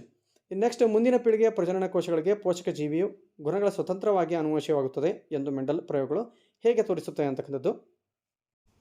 ಮೆಂಡಲ್ ಅವರು ಪ್ರಬಲ ಗುಣವನ್ನು ಹೊಂದಿರುವಂತಹ ಎತ್ತರ ಕಾಂಡದ ಬಿಳಿ ಬಣ್ಣದ ಬೀಜ ಸಸ್ಯಗಳನ್ನು ಹಾಗೂ ದುರ್ಬಲ ಗುಣದ ಗಿಡ್ಡ ಕಾಂಡದ ಹಸಿರು ಬೀಜದ ಬಣ್ಣದ ಬೀಜ ಸಸ್ಯಗಳನ್ನು ಪರಕೀಯ ಪರಾಗಸ್ಪರ್ಶಕ್ಕೆ ಮಾಡಿ ಸಂಕಲನಗೊಳಿಸಿದಾಗ ಮೊದಲನೆಯ ತಳಿ ಪೀಳಿಗೆಯಲ್ಲಿ ಬಂದಿರುವ ಎಲ್ಲ ಸಸ್ಯಗಳು ಎತ್ತರ ಕಾಂಡದ ಬಿಳಿ ಬಣ್ಣದ ಬೀಜದ ಸಸ್ಯಗಳಾಗಿದ್ದವು. ನಂತರ ಮೊದಲನೇ ತಳಿ ಪೀಳಿಗೆಯ ಸಸ್ಯಗಳನ್ನು ಬಿತ್ತನೆ ಮಾಡಿ ಅವುಗಳನ್ನು ಸ್ವಕೀಯ ಪರಾಗಸ್ಪರ್ಶ ಮಾಡಿದಾಗ ಎರಡನೇ ತಳಿ ಪೀಳಿಗೆಯಲ್ಲಿ 4 ವಿಧದ ಸಸ್ಯಗಳು ಕಂಡುಬರುತ್ತವೆ. ಅವುಗಳಲ್ಲಿ ಎತ್ತರ ಕಾಂಡದ ಬಿಳಿ ಬಣ್ಣದ ಬೀಜಗಳ ಸಸ್ಯಗಳ ಸಂಖ್ಯೆ 9, ಎತ್ತರ ಕಾಂಡದ ಹಸಿರು ಬಣ್ಣದ ಬೀಜಗಳ ಸಂಖ್ಯೆ 3, ಗಿಡ್ಡ ಕಾಂಡದ ಬಿಳಿ ಬಣ್ಣದ ಸಸ್ಯಗಳ ಸಂಖ್ಯೆ 3 ಮತ್ತು ಗಿಡ್ಡನೆಯ ಕಾಂಡದ ಹಸಿರು ಬಣ್ಣದ ಬೀಜಗಳ ಸಸ್ಯಗಳು 1 ಆಗಿತ್ತು. 9:3:3:1 ವ್ಯಕ್ತರೂಪ ಅನುಪಾತವಾಗಿರುತ್ತದೆ. ಈ ದ್ವಿತಳೀಕರಣ ಪ್ರಯೋಗದಿಂದ ಜೀವಿಗಳ ಗುಣಗಳಿಗೆ ಕಾರಣವಾಗುವಂತಹ ವಂಶವಾಹಿಗಳು ಮುಂದಿನ ಪೀಳಿಗೆಗೆ ಸ್ವತಂತ್ರವಾಗಿ ಚಲಿಸುತ್ತವೆ. ಇದರಿಂದ ಪೋಷಕ ಜೀವಿಗಳಿಗಿಂತ ವಿಭಿನ್ನ ರೀತಿಯ ಸಸ್ಯಗಳನ್ನು ಎರಡನೇ ತಳಿ ಪೀಳಿಗೆಯಲ್ಲಿ ಪಡೆಯಲು ಸಾಧ್ಯವಾಯಿತು ಅಂತಕ್ಕಂಥದ್ದು. ಇನ್ನು ನೆಕ್ಸ್ಟ್ ಕ್ವೆಶ್ಚನ್ ನೋಡ್ರಿ, ನಿರ್ದಿಷ್ಟ ದಿಕ್ಕಿನ ಕಡೆಗೆ ಬಳ್ಳಿ ಸಸ್ಯಗಳ ತೋರಿಕೆಯ ಚಲನೆಯಲ್ಲಿ ದ್ವಿತೀಯ ಅನುವರ್ತನೆ, ಸ್ಪರ್ಶಾನುವರ್ತನೆ ಮತ್ತು ರಾಸಾಯನಿಕ ಅನುವರ್ತನೆ ಹೇಗೆ ಸಮನ್ವಯಗೊಂಡಿವೆ ಅಂತಕ್ಕಂಥ ಕ್ವೆಶ್ಚನ್ನು. ಇದು ಸಹ ನಿಯಂತ್ರಣ ಮತ್ತು ಸಹಭಾಗಿತ್ವ ಪಾಠದಲ್ಲಿ ವೆರಿ ಇಂಪಾರ್ಟೆಂಟ್ ಆಗಿರ್ತಕ್ಕಂಥ ಕ್ವೆಶ್ಚನ್ನು. ಯಾವಾಗ 100% ಇದು ಕೇಳ್ತಕ್ಕಂಥ ಸಾಧ್ಯತೆ ಇದೆ. ಇದರಲ್ಲಿ 2 ಕ್ವೆಶ್ಚನ್ಸ್ಗಳನ್ನು ಕೇಳೋದರಲ್ಲಿ ಒಂದು ಕ್ವೆಶ್ಚನ್ ಕೇಳ್ತಾರೆ. ಅದು ಯಾವುದಪ್ಪ ಅಂತಂದ್ರೆ ಇದು ಒಂದನೇದು ಅನುವರ್ತನಾ ಚಲನೆಗೆ ಸಂಬಂಧಪಟ್ಟಂತೆ ಕ್ವೆಶ್ಚನ್ ಕೇಳ್ಬೋದು, ಇಲ್ಲ ಮುಟ್ಟಿದ್ರೆ ಮುನಿ ಸಸ್ಯಗಳಿಗೆ ಎಲೆಗಳಿಗೆ ಮುದುಗುಡಿಕೆಗೆ ಸಂಬಂಧಪಟ್ಟಂತೆ ಕ್ವೆಶ್ಚನನ್ನು ಕೇಳುವಂಥ ಸಾಧ್ಯತೆ ಇರುತ್ತೆ. ಸೊ ನಿರ್ದಿಷ್ಟ ದಿಕ್ಕಿನಲ್ಲಿ ಬಳ್ಳಿಯ ಸಸ್ಯಗಳ ತೋರಿಕೆಯ ಚಲನೆಯಲ್ಲಿ ದ್ವಿತೀಯ ಅನುವರ್ತನೆ, ಸ್ಪರ್ಶಾನುವರ್ತನೆ ಮತ್ತು ರಾಸಾಯನಿಕ ಅನುವರ್ತನೆಗಳು ಹೇಗೆ ಸಮನ್ವಯ ಸಾಧಿಸುತ್ತವೆ ಅಂತಕ್ಕಂಥದ್ದು ಕ್ವೆಶ್ಚನ್ ಏನಿದೆ. ಸೊ ಇದಕ್ಕೆ ಸಂಬಂಧಪಟ್ಟಂತೆ ಉತ್ತರವನ್ನು ತಾವು ಕಂಪ್ಯೂಟರ್ ಸ್ಕ್ರೀನ್ ಮೇಲೆ ನೋಡ್ತಾ ಇದ್ದೀರಿ. ಸೊ ಇದನ್ನು ಸರಿಯಾಗಿ ಉತ್ತರವನ್ನು ಬರೆದುಕೊಂಡು ಅದಕ್ಕೆ ತಕ್ಕಂತೆ ತಯಾರಿಯನ್ನು ಮಾಡಿಕೊಳ್ಬೇಕು. ಸೊ ಇನ್ನು ನೆಕ್ಸ್ಟ್ ಕ್ವೆಶ್ಚನ್ ಇದರಲ್ಲಿ ಅಥವಾ ಕ್ವೆಶ್ಚನ್ ಇದೆ ಒಂದು, ನಮ್ಮ ದೇಹದಲ್ಲಿ ಇನ್ಸುಲಿನ್ನ, ಈಸ್ಟ್ರೋಜನ್ನ, ಥೈರಾಕ್ಸಿನ್ ಹಾರ್ಮೋನ್ಗಳ ಪಾತ್ರವನ್ನು ತಿಳಿಸಿ ಅಂತಕ್ಕಂಥದ್ದು. ಸೊ ಇನ್ಸುಲಿನ್ ಹಾರ್ಮೋನ್ ಏನಿದೆ ಇದು ಗ್ಲೂಕೋಸ್ ಅನ್ನು ಗ್ಲೈಕೋಜನ್ ಆಗಿ ಪರಿವರ್ತನೆ ಮಾಡ್ತದೆ, ಸಕ್ಕರೆ ಮಟ್ಟವನ್ನು ನಿಯಂತ್ರಣ ಮಾಡ್ತದೆ. ಇನ್ನು ಈಸ್ಟ್ರೋಜನ್ ಹಾರ್ಮೋನ್ ಏನಿದೆ ಹೆಣ್ಣು ಮಕ್ಕಳ ದೇಹದಲ್ಲಿ ಸ್ರವಿಕೆ ಆಗ್ತದೆ. ಹೆಣ್ಣಿನ ದೇಹದಲ್ಲಿ ಅಂಡಾಶಯಗಳಿಂದ ಥೈರಾಕ್ಸಿನ್ ಹಾರ್ಮೋನ್ ಏನಿದೆ ನಮ್ಮ ದೇಹದ ಚಯಾಪಚಯ ಕ್ರಿಯೆ ವೇಗವನ್ನು ನಿಯಂತ್ರಿಸ್ತದೆ. ಸೊ ಈ ಎಲ್ಲ ಕಾರಣಗಳಿಂದಾಗಿ ಇವೇನು ಮಾಡ್ತವಪ್ಪ ಅಂತಂದ್ರೆ ನಮ್ಮ ಹಾರ್ಮೋನ್ಗಳು ನಮ್ಮ ದೇಹವನ್ನು ನಿಯಂತ್ರಣ ಮಾಡ್ತಕ್ಕಂಥ ಕೆಲಸವನ್ನು ಮಾಡ್ತಾವೆ ಅಂತಕ್ಕಂಥದ್ದು. ಇನ್ನು ಪರಕೀಯ ಪರಾಗಸ್ಪರ್ಶ ಎಂದರೇನು, ನಿಷೇಚನದ ನಂತರ ಹೂವಿನಲ್ಲಿ ಉಂಟಾಗ್ತಕ್ಕಂಥ ಬದಲಾವಣೆಗಳೇನು ಅಂತಕ್ಕಂಥದ್ದು. ಸೊ ಜೀವಿಗಳಲ್ಲಿ ಸಂತಾನೋತ್ಪತ್ತಿ ಅನ್ನುವಂತಹ ಏನು ಪಾಠ ಇದೆ ಅದರಲ್ಲಿ ವೆರಿ ಇಂಪಾರ್ಟೆಂಟ್ ಆಗಿರ್ತಕ್ಕಂಥ ಒಂದು ಕ್ವೆಶ್ಚನ್ ಏನಂತಂದರೆ ನಿಷೇಚನದ ನಂತರ ಹೂವಿನಲ್ಲಿ ಉಂಟಾಗುವಂತಹ ಬದಲಾವಣೆಗಳು. ಸೊ 2 ಮಾರ್ಕ್ಸಿಗೆ ವೆರಿ ಇಂಪಾರ್ಟೆಂಟ್ ಕ್ವೆಶ್ಚನ್. ಸೊ ಒಂದು ಹೂವಿನ ಪರಾಗಣವು ಇನ್ನೊಂದು ಹೂವಿನ ಶಲಾಕಾಗ್ರದ ವರ್ಗಾವಣೆ ಆಗೋದನ್ನು ಪರಕೀಯ ಪರಾಗಸ್ಪರ್ಶ ಅಂತ ಕರೀತಾರೆ. ನಿಷೇಚನದ ನಂತರ ಹೂವಿನ ಭಾಗಗಳಾದ ಶಲಾಕಾಗ್ರ, ಶಲಾಕಾನಳಿಕೆ, ಪುಷ್ಪದಳ, ಪುಷ್ಪಪತ್ರ ಇವೆಲ್ಲ ಉದುರಿ ಹೋಗ್ತವೆ. ಅಂಡಾಶಯ ಹಣ್ಣಾಗಿ ಬೆಳೆಯುತ್ತದೆ. ಯುಗ್ಮಜವು ಭ್ರೂಣವಾಗಿ ಬೀಜವಾಗುತ್ತದೆ. ಈ ಬೀಜವು ಭವಿಷ್ಯದ ಸಸ್ಯವಾಗಿದೆ ಅಂತಕ್ಕಂಥದ್ದು. ಸೊ ನೆಕ್ಸ್ಟ್ ಕ್ವೆಶ್ಚನ್, ಮಾನವನ ಮಿದುಳಿನ ರಚನೆಯನ್ನು ತೋರಿಸ್ತಕ್ಕಂತಹ ಚಿತ್ರವನ್ನು ಬರೆದು ಭಾಗಗಳನ್ನು ಗುರುತಿಸಿ ಅಂತಕ್ಕಂಥದ್ದು. ಸೊ ವೆರಿ ಇಂಪಾರ್ಟೆಂಟ್ ಕ್ವೆಶ್ಚನ್, 4 ಅಂಕದ ಕೇಳ್ತಾರೆ ಎಕ್ಸಾಮ್ದಲ್ಲಿ. ಸೊ ಮುಂದಿನ ಕ್ವೆಶ್ಚನ್ 5 ಅಂಕದ ಪ್ರಶ್ನೆ, ಮಾನವನ ಸಣ್ಣ ಕರಳಿನಲ್ಲಿ ಜರುಗತಕ್ಕಂತಹ ಜೀರ್ಣಕ್ರಿಯೆಯ ಪ್ರಕ್ರಿಯೆಯನ್ನು ವಿವರಿಸಿ. ನಮ್ಮ ದೇಹದಲ್ಲಿ ಇಮ್ಮಡಿ ರಕ್ತ ಪರಿಚಲನೆಯ ಪ್ರಾಮುಖ್ಯತೆಯನ್ನು ತಿಳಿಸಿ. ಝೈಲಮ್ ಅಂಗಾಂಶ ಮತ್ತು ಫ್ಲೋಯಮ್ ಅಂಗಾಂಶಗಳ ನಡುವಿನ ವ್ಯತ್ಯಾಸಗಳೇನು ಅಂತಕ್ಕಂಥದ್ದು. ಸೊ ತಾವು ಸ್ಕ್ರೀನ್ ಮೇಲೆ ನೋಡ್ತಾ ಇದ್ದೀರಿ. ಸಣ್ಣ ಕರಳಿನಲ್ಲಿ ನಡೀತಕ್ಕಂತಹ ಜೀರ್ಣಕ್ರಿಯೆಯನ್ನು ನಾವು ನೋಡ್ತಾ ಹೋದರೆ ಸೊ ಇದು ಸಂಪೂರ್ಣ ಜೀರ್ಣಕ್ರಿಯೆಯ ಕೇಂದ್ರ ಅಂಥೇಳಿ ನಾವು ಕರಿತೀವಿ.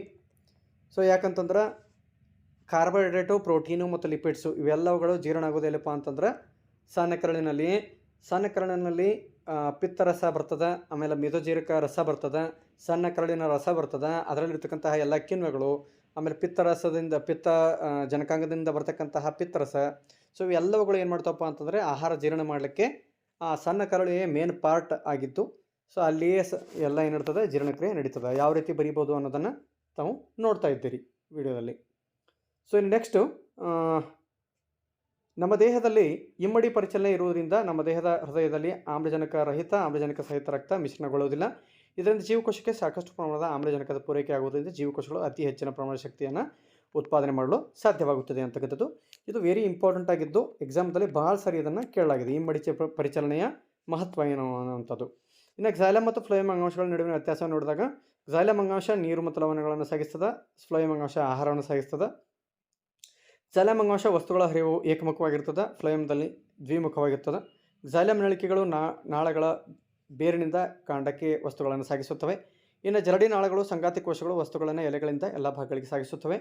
ಆಮೇಲೆ ಕ್ಸೈಲಮ್ ಅಂಗಾಂಶದಲ್ಲಿ ಶೋಷಣ ಒತ್ತಡದಿಂದ ಕಾರ್ಯನಿರ್ವಹಣೆ ಆಗುತ್ತದೆ. ಇನ್ನು ಫ್ಲೋಯಮ್ ಅಂಗಾಂಶದಲ್ಲಿ ಅಭಿಸರಣ ಒತ್ತಡದಿಂದ ಕಾರ್ಯನಿರ್ವಹಣೆ ಆಗುತ್ತದೆ. ಸೊ ಮುದ್ದು ಮಕ್ಕಳೇ, ಇಲ್ಲಿವರೆಗೆ ನಾವು ಏನು ಮಾಡಿದೀವಪ್ಪ ಅಂತಂದರೆ ವಾರ್ಷಿಕ ಪರೀಕ್ಷೆಗೆ ಅತಿ ಸಹಾಯಕಾರಿಯಾಗತಕ್ಕಂತಹ ಒಂದು ಪ್ರಶ್ನೆ ಪತ್ರಿಕೆ ಒಂದನ್ನು ನೋಡಿದ್ವಿ. ಇನ್ನು ಮುಂದೆ ಬರ್ತಕ್ಕಂತಹ ಏನು ವೀಡಿಯೋಸ್ಗಳಿವೆ ಆ ವೀಡಿಯೋಸ್ಗಳಲ್ಲಿ 2ನೇ ಪ್ರಶ್ನೆ ಪತ್ರಿಕೆ, 3ನೇ ಪ್ರಶ್ನೆ ಪತ್ರಿಕೆ, 4ನೇ ಪ್ರಶ್ನೆ ಪತ್ರಿಕೆ ಮತ್ತು 5ನೇ ಪ್ರಶ್ನೆ ಪತ್ರಿಕೆ ಇವೆಲ್ಲ 5 ಪ್ರಶ್ನೆ ಪತ್ರಿಕೆಗಳನ್ನು ಸವಿವರಗಳೊಂದಿಗೆ ತಮ್ಮ ಮುಂದೆ ಮತ್ತೆ ಬರ್ತೀನಿ ನಾನು. ಸೊ ಆ 5 ಪ್ರಶ್ನೆಗಳನ್ನು ಮಾಡಿದ್ದೆ ಆದಲ್ಲಿ ನೀವು 50 ಅಂಕಗಳಿಗಿಂತ ಹೆಚ್ಚು ಅಂಕಗಳನ್ನು ಗಳಿಸಲಿಕ್ಕೆ 100% ಸಾಧ್ಯತೆ ಇದೆ. ಸೊ ಮಕ್ಕಳು ನಮ್ಮ ಜೊತೆ ಯಾವಾಗ ಟಚ್ದಲ್ಲಿರಿ. ಸೊ ನಮ್ಮ ಚಾನಲನ್ನು ಸಬ್ಸ್ಕ್ರೈಬ್ ಮಾಡಿ, ವಿಡಿಯೋಗಳನ್ನು ಶೇರ್ ಮಾಡಿ, ಲೈಕ್ ಮಾಡಿ ಅಂತ ಹೇಳ್ತಾ ಈ ವಿಡಿಯೋನ ಇಲ್ಲಿಗೆ ಮುಕ್ತಾಯಗೊಳಿಸ್ತಾ ಇದ್ದೀನಿ. ಮತ್ತೆ ಮುಂದಿನ ವಿಡಿಯೋದಲ್ಲಿ ಮತ್ತೆ ಭೇಟಿಯಾಗೋಣ. ಅಲ್ಲಿವರೆಗೆ ಟೇಕ್ ಕೇರ್, ಬಾಯ್ ಬಾಯ್.